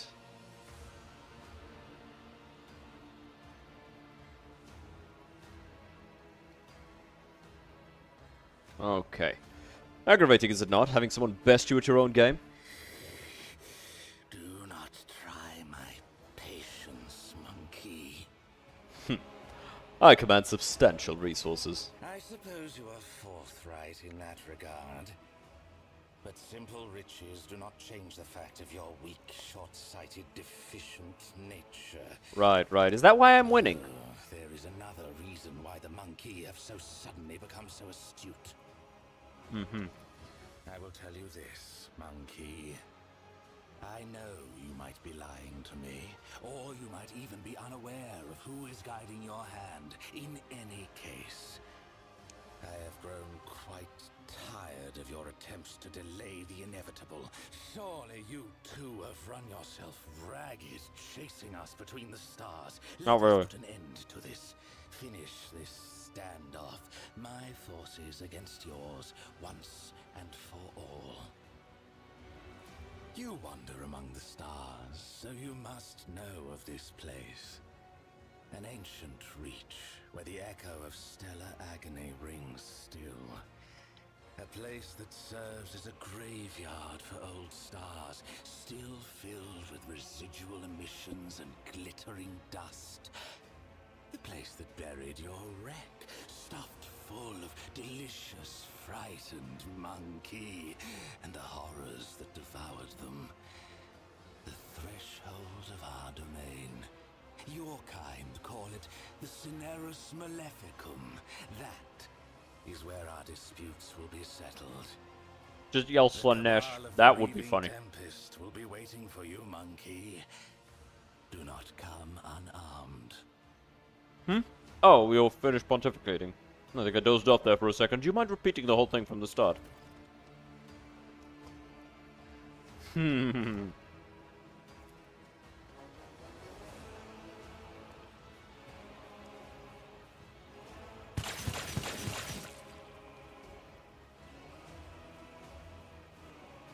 Xenos filth. I'll adorn myself with your flayed skin.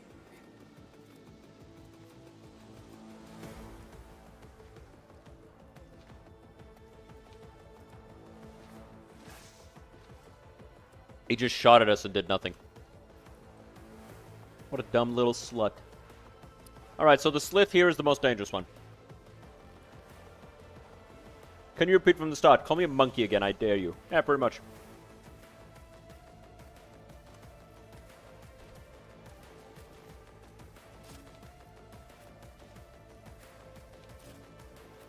It's funny how, if you are, in fact, dominating towards Marajai, he ends up being far more respectful than Irliot is. Because Irliot still calls you fucking slurs, even when you're friends.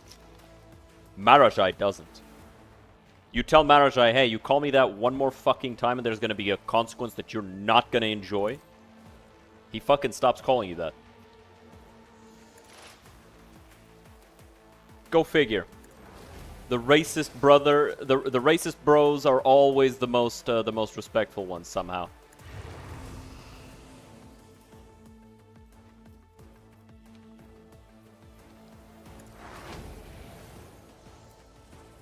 Alright, blow up that bitch's brains. What is this? Bestial Rage. Whenever an enemy attack deals damage, greater than this, he gains extra weapon skill and strength. Yeah, we want to kill it in as few hits as possible.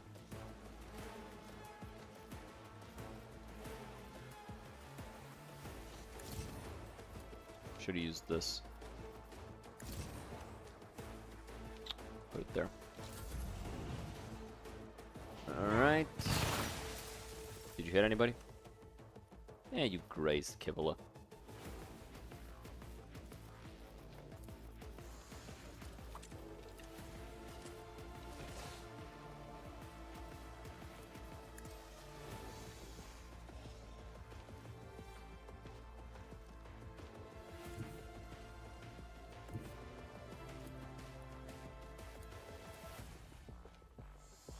Accepted.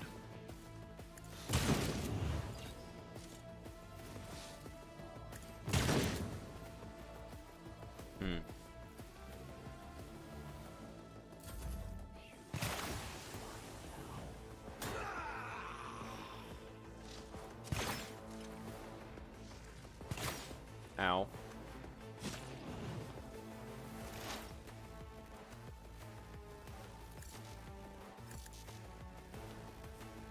No line of sight. What are you talking about? She has a clear line of sight to him.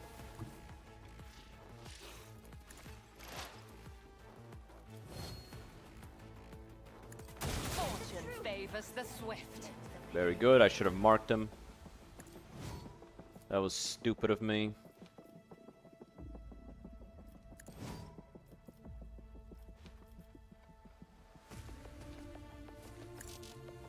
If it serves your cause.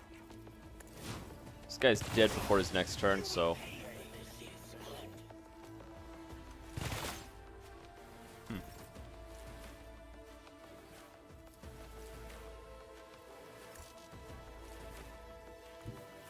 A moving target lives longer.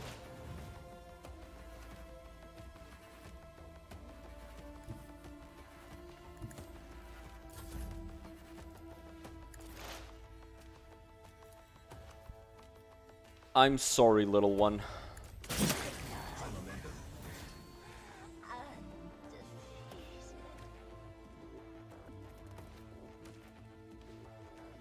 Shouldn't I? I should have. Stop trying, monkey. Weird.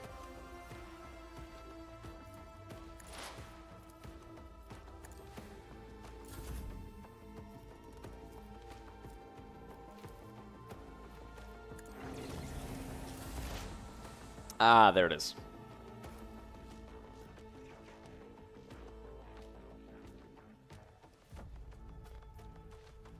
I don't think any of her targets are still alive. This wouldn't be bad if she could hit him, but she can't, so... Yep. I'm sure it is. Find these two dipshits, I'm tired of getting shot by them. Idira, do that thing you do where people's brains explode.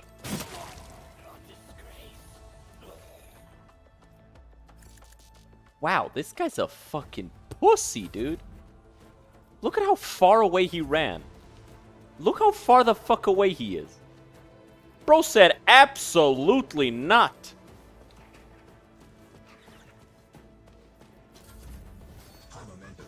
One step closer. Ravage and conquer.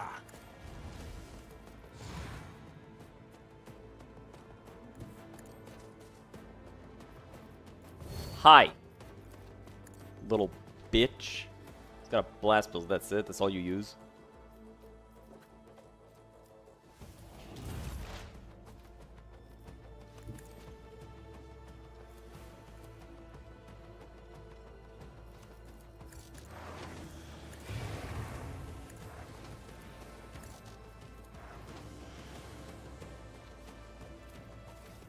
Yeah, her stats are fucking insane. Jesus. What's her side? Oh, fucking shit. She's gonna fucking kill whoever she hits next.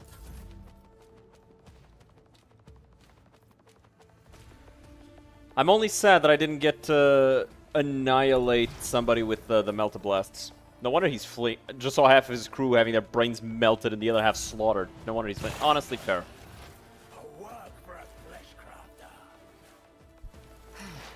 If I must. He didn't even try to shoot. He's just running. Made no fucking attempt.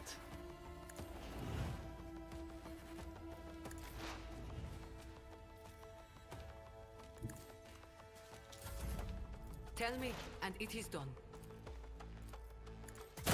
There you go.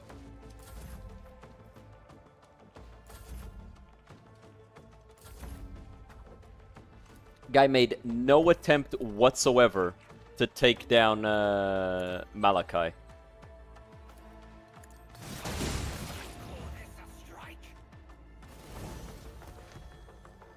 I hit him, he turns around, shoots, I dodge, I cut him in half. Him, on the ground, cut in half. You call this a strike? Yes. Yes, I do. Some people were just born dumb, chat. There's just nothing anybody can do about it.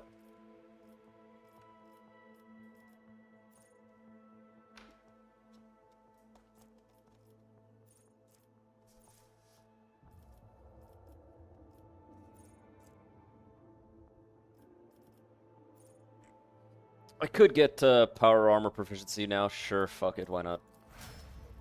We won't get it for a while, but might as well. That way I don't have to worry about it anymore.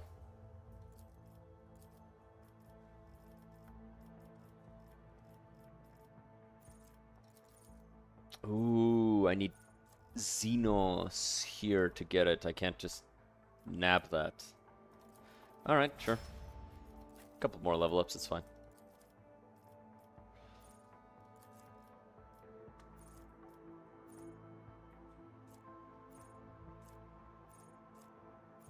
Reduce enemy armor, more damage to allies.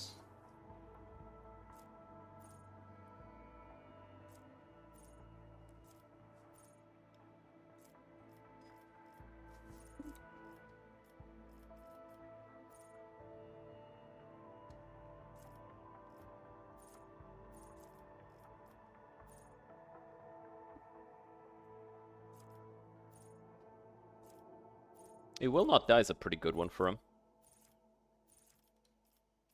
It's not like there's enough power armor to go around for everybody. There's enough for the Rogue Trader, and that's about it. There's the Rogue Trader, Pascal gets one, and Argenta gets one, and that's it. Nobody else gets any.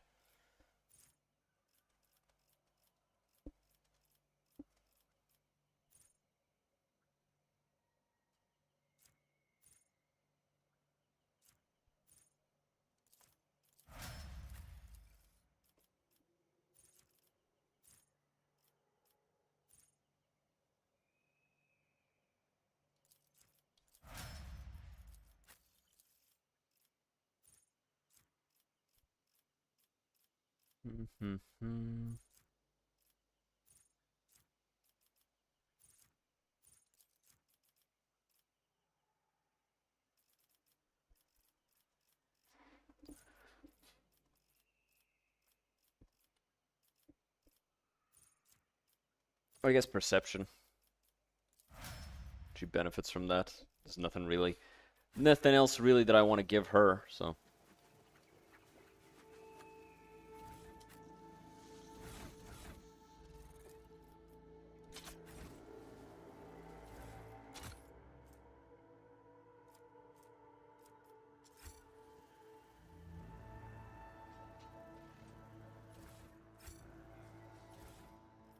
Ooh, deadly precision. A bolt pistol. Single shot attacks with this pistol always crit.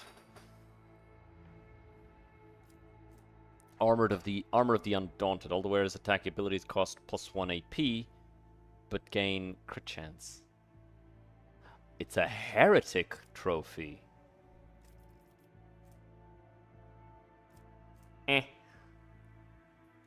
You got something that guarantees crits, and you got something that increases crits at a great cost. It's like...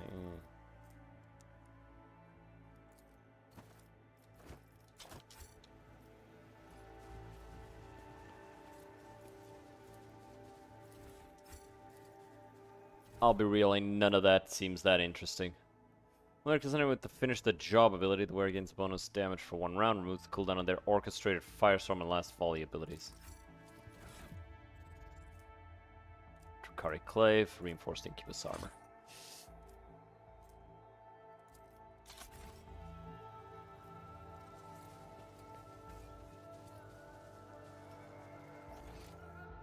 Actually, I think we can get down here with an athletics check. Go ahead, big man, you got it. Hell yeah.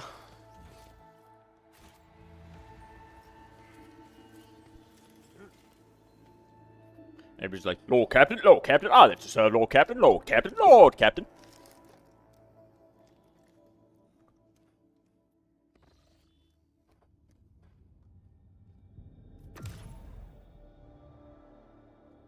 Honestly, though, I can't help but feel bad for Marajai.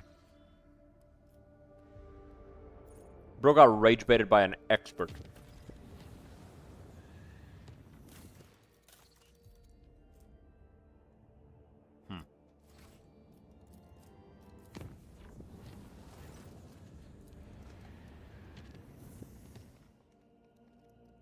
Oh.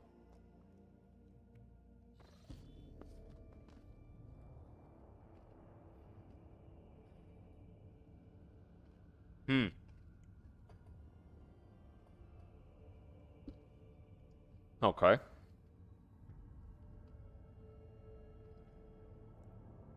Lord Captain, emergency report. The augurs have detected several void ships slowly encircling us. Our requests for this pursuit to cease have been completely ignored. But an unmanned vessel has been dispatched in our direction, broadcasting only 2 words, Gift and Haydari. Exalted One, incinerate these void jackals. What does it mean? Shitting, this whole thing stinks worse than a dead Grox, and it's also eerily similar to how Casbalican agents operate. With your permission, I would like to see what kind of gift those tight-lipped ashmags have sent me. I wish to contact the pursuer's flagship. Apologies, Lord Captain. Our attempted calls toward the unknown pursuer's ships are being automatically relayed to the beacon on the pilotless vessel. What ships are they? A frigate and 4 raiders, Lord Captain. No identifying marks, so they're probably pirates, although the Augur Master reports that they are well coordinated, more so than your typical Void rabble. Order the Voidborn to bring the package aboard. It'll be done, Lord Captain. A shuttle carrying retrieval team and bomb disposal specialist is already en route. Several tense hours go by, all the while Jay Haydari paces back and forth across the captain's bridge. But at the first shriek of the sirens announcing the shuttle's return, she rushes down to the lower decks. Kor, no! No, no, no! Why would the Exalted One doom so kind-hearted a person to such a fate? What void beast has done this to you? Lord Captain, the returning Voidborn report that the package for Jay Haydari was the head of a young man. According to our archives, he was a member of her trade network on Footfall. The deceased is Trickster Kor, one of the Trickster twins who engage in suspect commercial activity on the station's asteroids with Mr. Haydari. We've finally been alerted to an incoming Vox transmission. My officers are standing by to connect you to the unidentified party.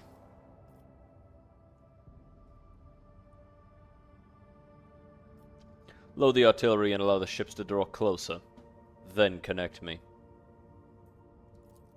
It will be done, Lord Captain. Well, I'll be. His Lordliness Rogue Trader von Throne Damned Valancias. I humbly tug my forelock to you, my lord. We mean no offence. Our convoy is but a mark of respect for your holy self. You wouldn't have stopped to talk to us, would you? If we hadn't given your officers a good scare, eh? Ah, where are my manners? Forgot to introduce myself. Tunnel the Vulture, at your most noble service. That's a rather pathetic moniker. Couldn't come up with anything better. Now see here, your lordliness. That's the name me mother gave me, and I'll carry it me whole life long. They call me the Vulture because Ah, to the point with that. I'm here with a special mission for you. The bird told my boss that you got rats on your ship. Well, we're the best rat catch this side of the Moria trader ship, and we're ready to take that problem right off your hands. All you have to do is put J.A. Dari on a pod and send her straight to the coordinates we'll give you. My boss has been after her for a while, and he's generous though to help him. You're no vulture, Toto. You're the worst kind of ashmag. Tell me, you son of a grox and a void jackal, who sent you? And the critter runs right into the trap. I'm afraid I can't reveal his name.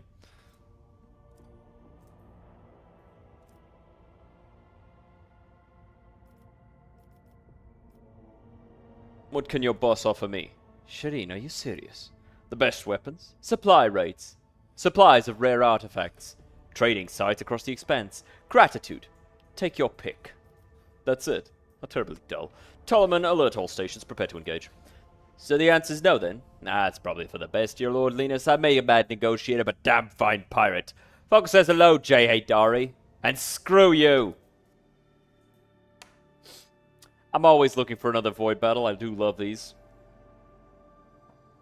Mostly because I kind of be ripping through these motherfuckers. Like, they don't be standing a fucking chance in hell against me. Honestly, I just be fucking them right in the face.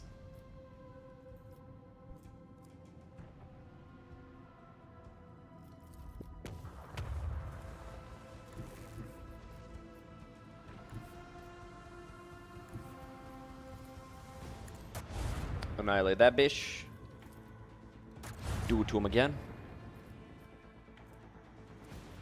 We don't need flak right now.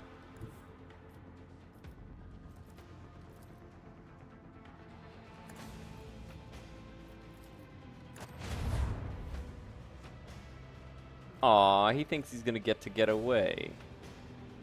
You see, that'd be cute if it wasn't so fucking stupid.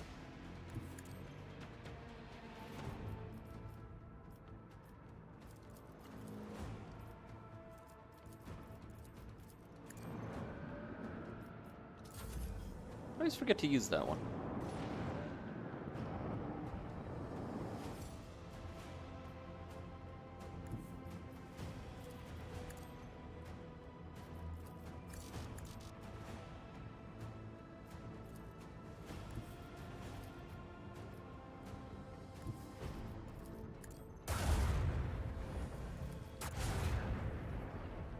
Okay, that guy's dead.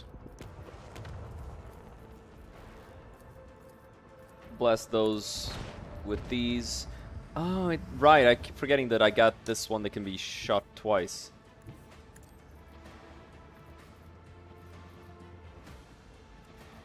How ignorant of me.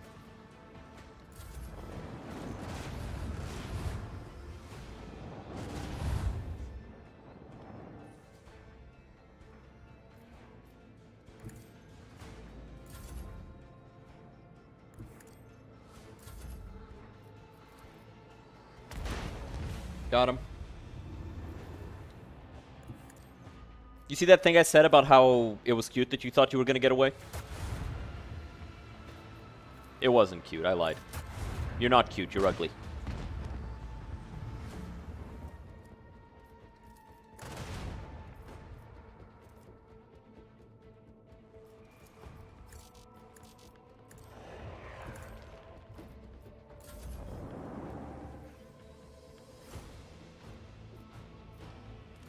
Ugly as hell.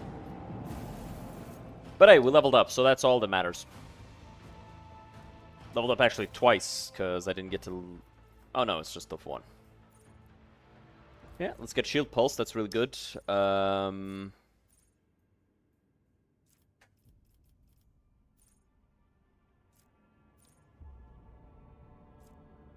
Maximum Overdrive. Yep, let's get this one as well.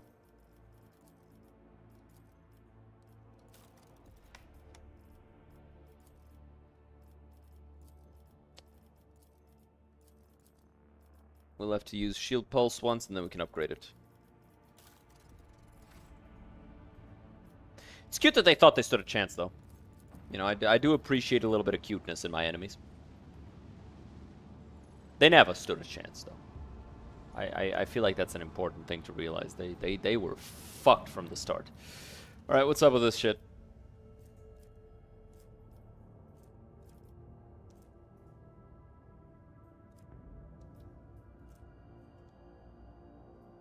Planetary authorities begin a rigorous purge of dissidents, mutants, and apostates. The spree of arrests and executions has people terrified. Ban it.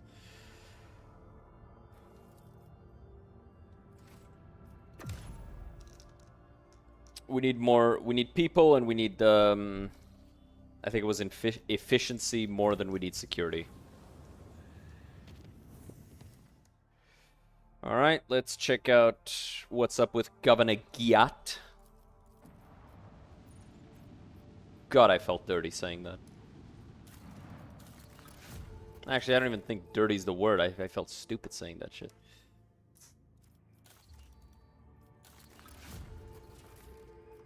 This is a fucking dumbass word. Alright, let's see.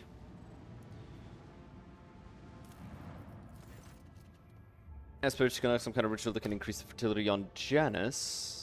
Extra provisions, minor security, provide additional resources. Ugh.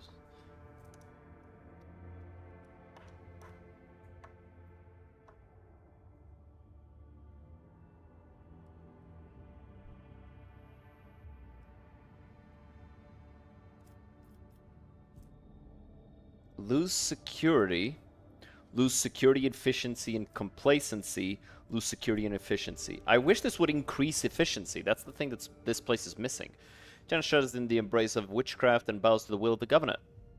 The output of the agri-complexes doubles, but the planet's flora and fauna start mutating violently and attacking hapless victims. Well, maybe they should be a little bit more happy, if they're so hapless. I'm fucking hilarious, chat.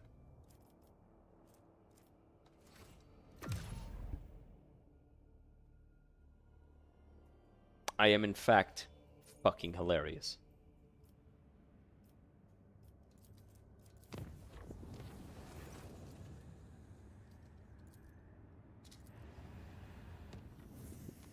What was the place that Matarjai wanted to meet with me?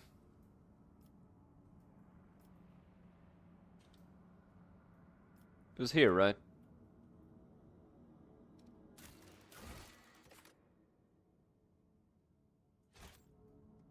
Yeah.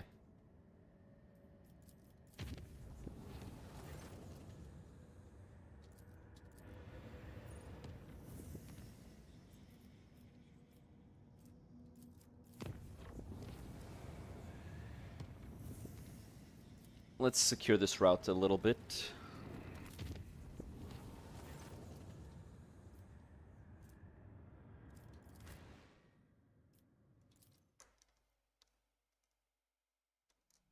Ooh, it's actually almost 8, and I do want to go to the gym today.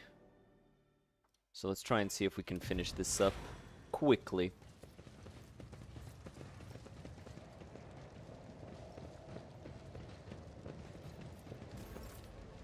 Something ominous lurks ahead.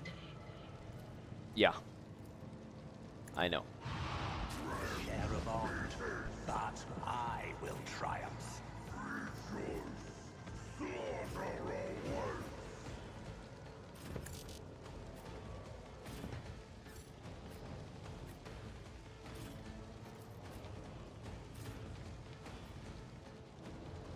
There's that one guy there. He's gonna have to get shot in the head. But that can be handled later. Right now. Will do. This is what's important.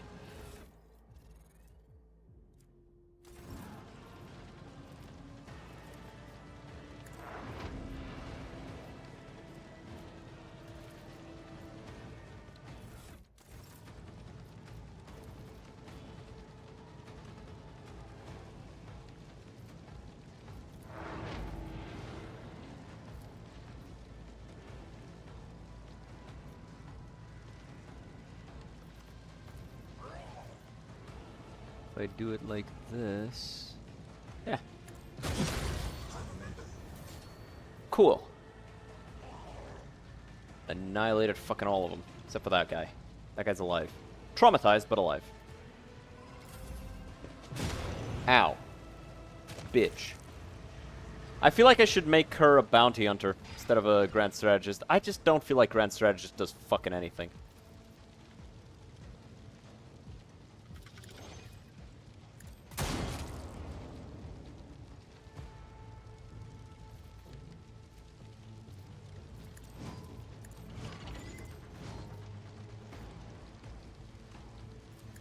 No weakness is hidden from my sight. Perish for this affront.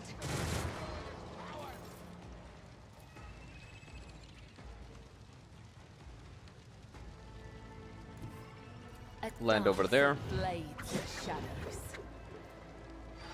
Go ahead and just quickly pop them like this. Yep, that's blood and poison everywhere. No fire? That's weird. The fire on this one. What are those ghosts roaming around? The ghosts are literally just shades from the warp. It's like actual literal ghosts. It's because this place is a little, fucked. And so, by virtue of that, gets a little kooky.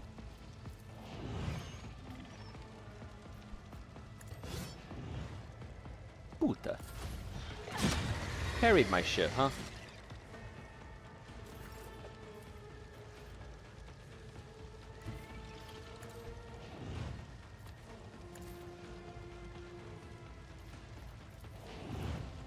Death is a blessing.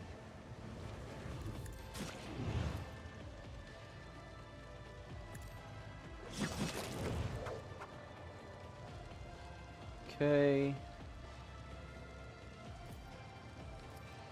On that guy, if you don't mind. The shadows will seal.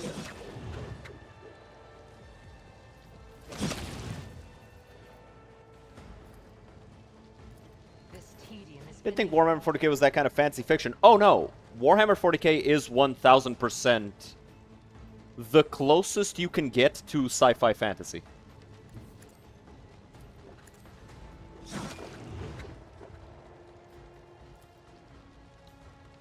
It does have a rather rigid set of rules for its, like, magic. Trust me. But at the same time, the magic is... It's the soft magic system, but at the same time, it's rigid in other ways. It's a bit hard to explain, actually, now that I think about it. It's peak. I think peak is the best way to describe it.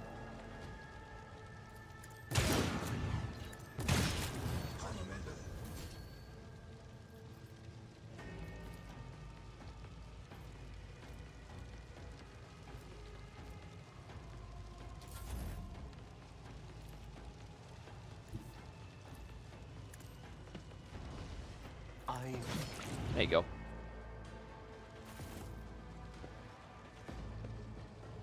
Loot all of these corpses. But yeah, there's demons, there's magic, there's ghosts, there's, you know, evil gods.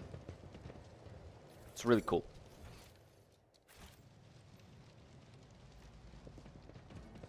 Hell, much of the aesthetic of the game is very much inspired by medieval fantasy. What about with Space Marines with detailed info on their genetic engineering, body transformations, and weapons? Oh yeah, Space Marines are... It's all very well detailed, and Chaos, the abstract things from another dimension. Yeah. Chaos is very abstract and extra-dimensional and beyond comprehension and all that, but at the same time, there are rules to things, to some extent.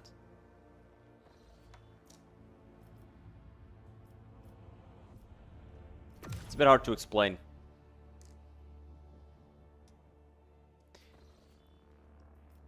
It's a bit hard to explain. It's best shown. This guy's nowhere to be found.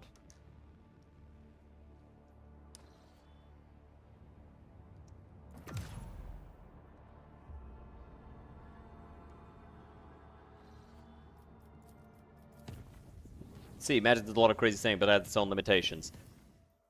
Less so limitations, more so dangers.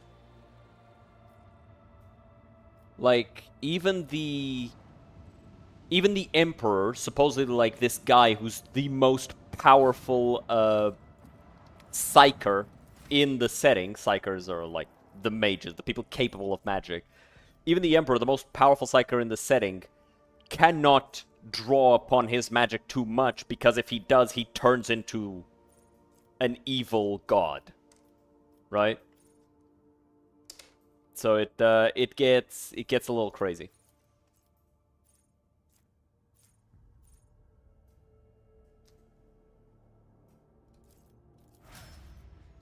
I do have him with a mace, don't I? Yeah. Yeah, I do. Ballistic agility, willpower. I guess toughness. It's the only one you're missing.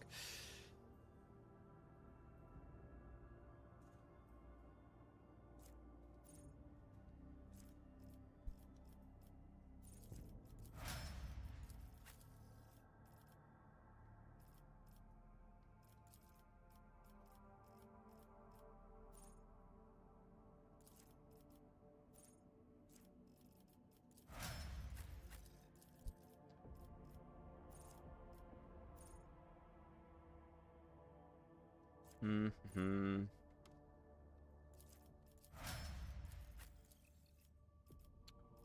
And for you, you've got this and this maxed out. I guess strength.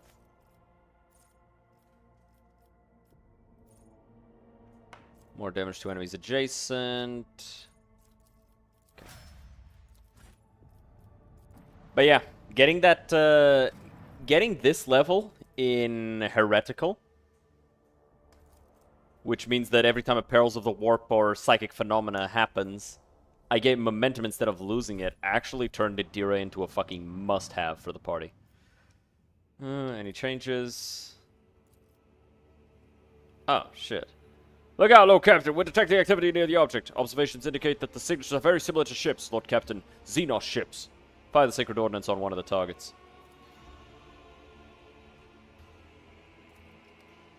I also had a quick read on the Emperor. Centuries is a half-dead corpse. Not centuries, millennia. Communicating through psychic magic. Less so communicating, more so working as a giant beacon. Because of how powerful he is. Basically, the way that humanity organizes itself and the way they travel through space is they literally teleport through hell because it's faster to go through literal hell, the warp, than it is to make the journey, like, physically. But you need a guiding post. And the Emperor is so powerful that he literally shines like a beacon of holy light in the warp. And he can be seen by navigators, which are a type of psychic mutant that is specifically created for the purpose of seeing that. That's what Cassie is. That's why she has that third eye.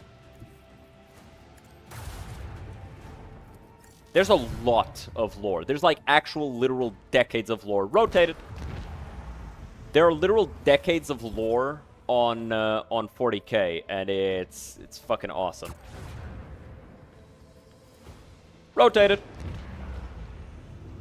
Blessed be the righteous fury of the exalted one. Rotated. Bro, I am so fucking strong. I'm just annihilating these fucking clowns.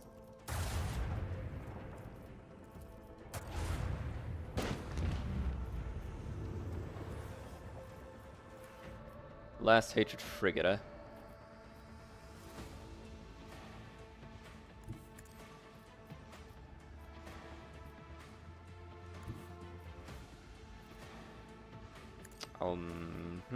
Let's jump as well. Hit him with fucking everything.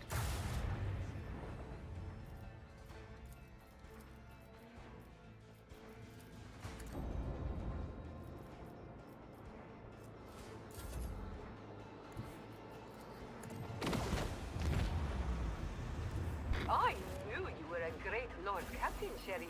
Shit was easy too. They literally single-filed it. Like, you never single-filed it. Everybody knows that. Lord Captain, we've dealt with the void ships of these beasts, but a Xenos boarding party has landed on the ship. They're advancing steadily toward the plasma drive. Forces are being overrun. They're asking for reinforcements. If we don't help them, this filth will destroy our vessel from inside. Alright, let's go. Emperor with his powerful psychic power, Goku. I sense powerful ki, teleports to Kriam. Goku would get one shot.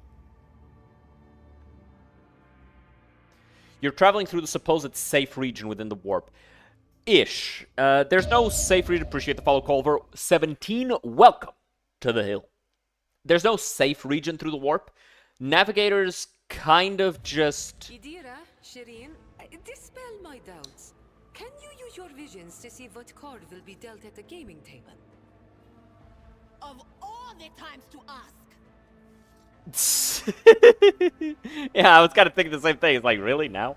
They don't really travel through the safe region of the warp. It's more so like traveling through a minefield, and you're following the instructions of somebody else. But nobody else could see it, right? And that's kind of what the navigators do. Like, they look through the warp, and they use the light of the Emperor, the light of the Astronomicon, to organize themselves, whilst trying to steer the ship through all of these dangers in the warp. And there's, like, insane amounts of dangers, right? A lot of the most dangerous things in the warp can't actually come through, but there's giant monsters that can just eat an entire ship whole by itself. But they can't move too much, so unless you don't have a navigator, you're probably not going to, you know, bump into them, and you'll be fine. Anyway. Idira! Delete that guy's brain. Rah! Jokes that once said aloud make your eyes bleed and blood curdle. Talk about black comedy. More monkey! Look, my kin, they can't wait to die! What's taking so long with the engine? The monkey are already here. Do not rush me, or we will perish alongside them. That's just the thing that's gonna happen. You don't have to worry about it. You don't have to, like, worry about ifs, ands, or buts. Although I do have a nice butt. You're just gonna die. There's nothing you can do about it. You're dead. GG. Easy. No re. What's this? Burning touch the warp. Right.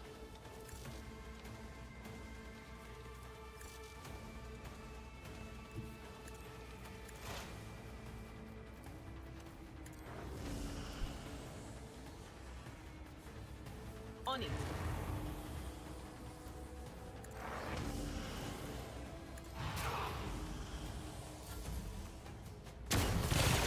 You missed.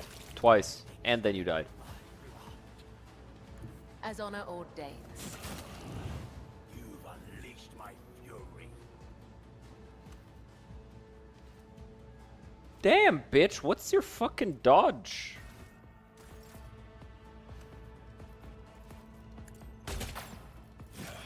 Let me educate you on the art of pain. I shall not fail.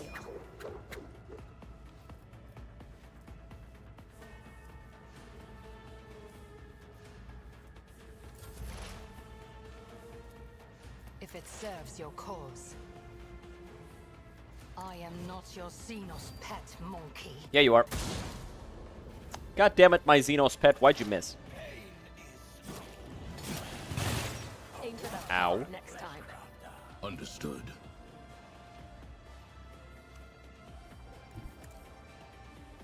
Glyto, go bite that guy's balls off. Glato, we're undertaking this task.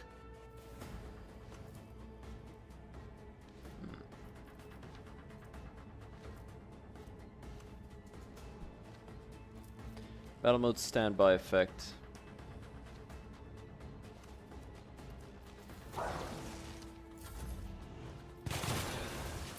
will tear your heart out for this. No, you won't.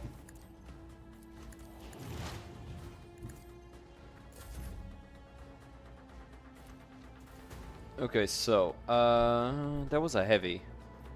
Where is he? I'd rather he not be able to see too well.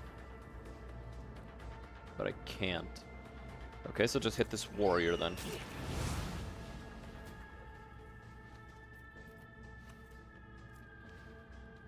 Don't get too you. Guy's almost dead. Go finish him off. Go finish him off, birdie.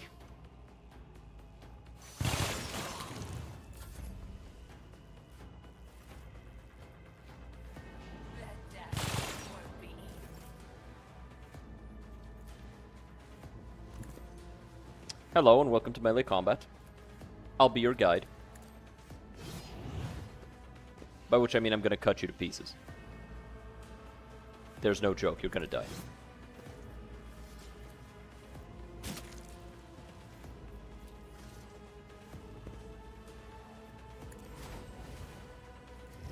It's not this turn, it's next turn.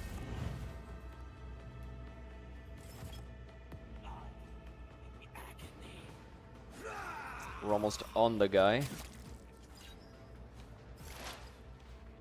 Damn. What's her psychic rating? 9. That's insane.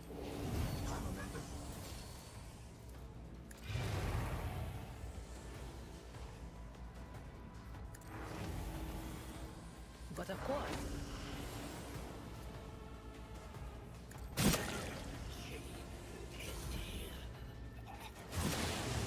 Let's spread some love. Everybody gets set on fire, poisoned, and bled.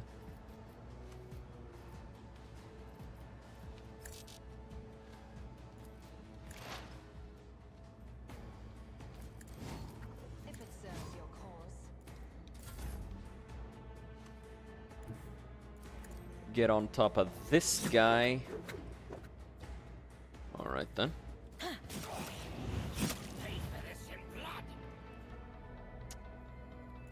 No, I won't. This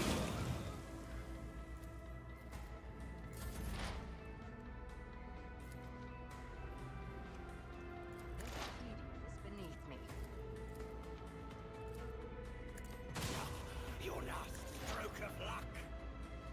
Luck? Motherfucker, that was 100%. There's no luck involved. You were dead the moment I decided to shoot at you. Get him, Glyto. Revoke penis rights. Good boy. All right, go back to doing the thing you do.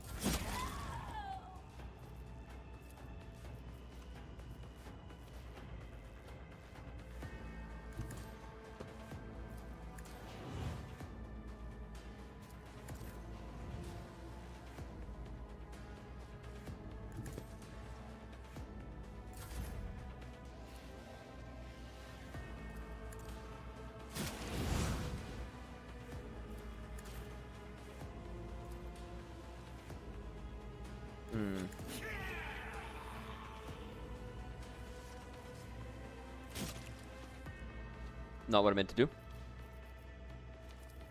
Still. Works well enough.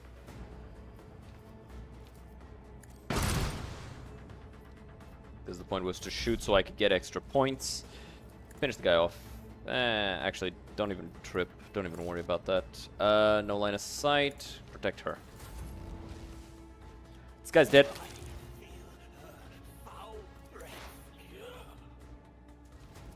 That's okay. By the way, when the Drukhari die, you hear them say, "I feel her foul breath." That's because the Drukhari are part of the Eldar race. And the thing with the Eldar is that they come from a race that previously dominated the galaxy to such a degree that they literally got bored and their entire society dedicated itself to just unabashed hedonism. And the end result of that was that they spawned a chaos god of excess, which proceeded to devour 99% of their species.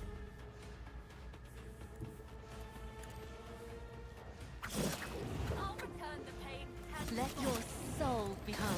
The other side awaits. And so because of that, they split into 3 groups. You've got the Exodites, They were essentially gods. No. You're thinking of the old ones. The Eldar were just the ones in charge of everything. They just dominated the galaxy. They had the technology, they had the numbers, they had the physicality. They were just, yeah. But no, they weren't essentially gods. You're thinking of the old ones.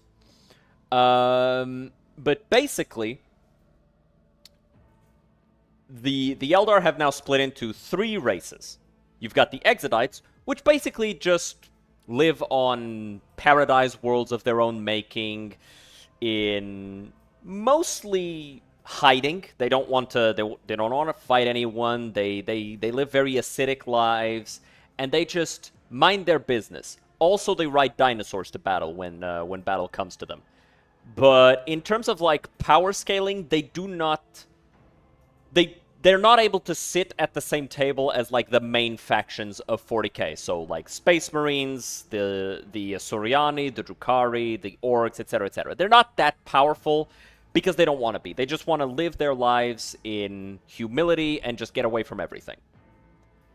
You've got the Drukhari, which are these guys, which, in order to protect themselves from Slanesh, who now seeks to eat them wherever they go, rather than trying to hide, they feed Slanesh, so that Slanesh will leave them alone. That's why they torture everything that they get their hands on. They're very evil creatures. And then you've got the Asuriani, which follow the teachings of Asurian, which teaches them to essentially live the life of no emotion. Everything that they do is meant to kind of abstract themselves from emotion. Even the way that they fight with masks that allow them to basically split their personality in such a way that they've got themselves, and then they've got the warrior. And the warrior doesn't feel. The warrior just kills. And sometimes they get lost in the warrior personality and lose everything else, and then they're called exarchs. They basically function as kind of leaders in combat, but it's not a good thing. It's not a good thing for this to happen. They do not want this to happen, because it basically leaves them vulnerable to Slanesh.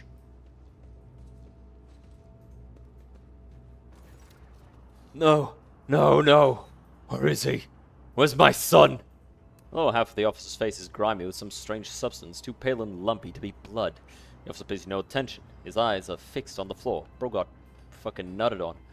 Try to identify the officer. Patch on his jacket bears a familiar crest. It's a symbol of one of the middle decks, one that has no connection to this compartment. Examine his face. You take another step toward the man and peer into his face. Blue veins bulge under his scab-mottled skin. His bloodshot eyes are darting in every direction, sometimes rolling back into his head so that only the whites are visible. Strange stuff covering the officer's face is lumpy pink slime mixed with blood that is streaming from his disfigured nose. What are you doing? The Emperor's valiant guards came to save my boy. I showed them where the swamp devils dragged Tacitus. I'll let them right here like they asked. They'll make short work of the nest of those beasts, and I'll keep looking for my boy in the meantime. Master, will you help? I believe this monkey is not here by chance. He's been in the clutches of the Dark Ones. His current state may be the bitter fruit of time spent alongside these masters of torment and madness.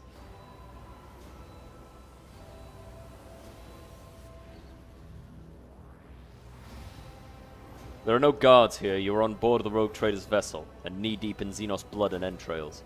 I don't understand. Xenos? What Xenos? Emperor preserve us! What is this nightmarish scene? I was leading the Emperor's guard to the swamp devil's nest across the marshlands of my own world. Instead of that, I was showing the way to them. Hallucinations. A heretical mirage. Guards, they weren't very chatty. One of them called me something strange.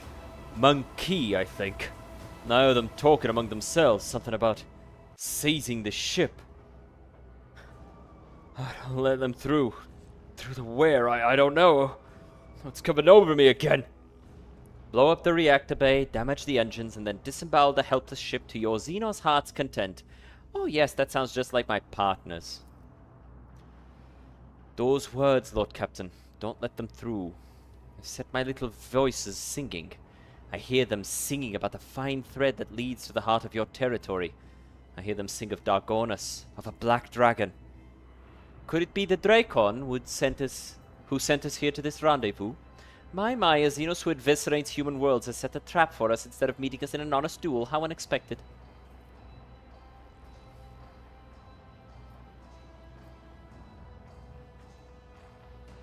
I don't know what happened to you, but you led the Xenos to the very heart of this vessel and almost killed us all. I'm sorry! It's all Xenos illusion. Even now I can see the marsh where Tacitus vanished just behind you. Whatever they did to him, Shireen, there's no way back for him now.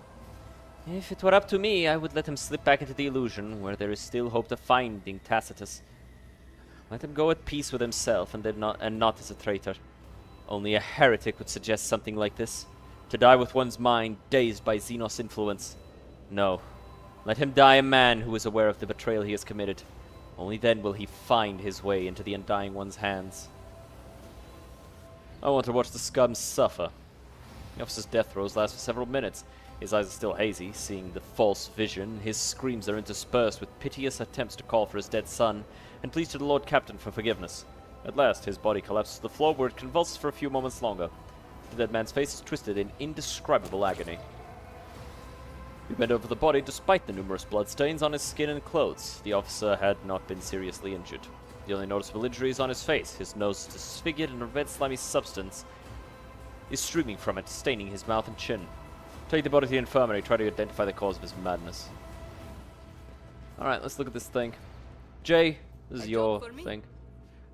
Alright, Solomon, do the thing to it. Good job, Solomon. Proud of you, boy. It's actually a little insane calling Solomon boy. He would just shoot at me on the spot. Like, just dead.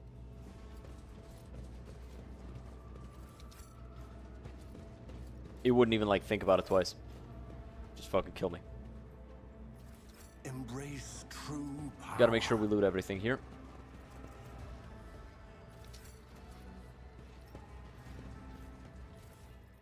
The fuck is this? A shard carbine. Toxic burst. Eh. Actually, hold on. How many shots? Because I noticed it didn't deal that much damage.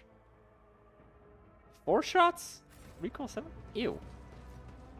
Garbage. Give me a bolter any day. Jay, open the locker. One and it's done. Something over here.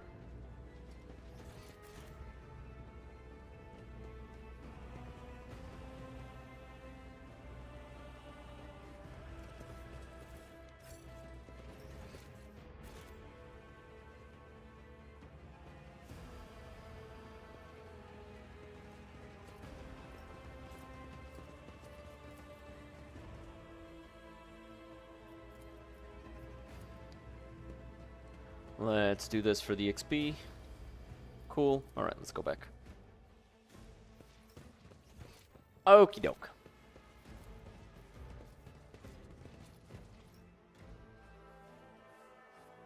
Okay, now I really do need to go. So we're just gonna sell stuff, buy whatever we can, and then head out.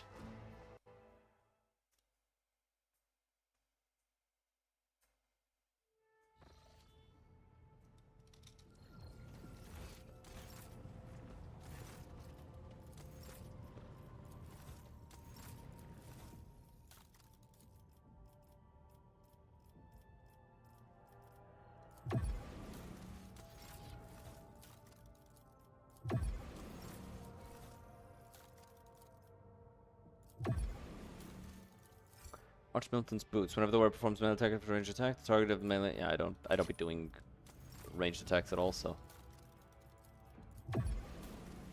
Really do need to level these guys up as well. Does anybody need to level up? No. But I will probably consider respecking her out of Grand Strategist, because it's like, it's not doing anything for her, and I would rather she, you know, actually gets something out of her second class. But with that being said, Who else would I maybe respec if I was gonna do it to anyone? Not her. The most I'd want to respec for would be to like change the organization of some of these abilities so she gets to the things that I want faster. But I don't really feel the need for that. So yeah, I'll probably just respec Idira, but I'll probably do that off stream and then just go over what I changed next time we play. But with all that being said, let me drop you guys off with somebody else because I wish to go. So let's see here. Got Red Claw, we got Ash, Lakari's playing Command and Conquer.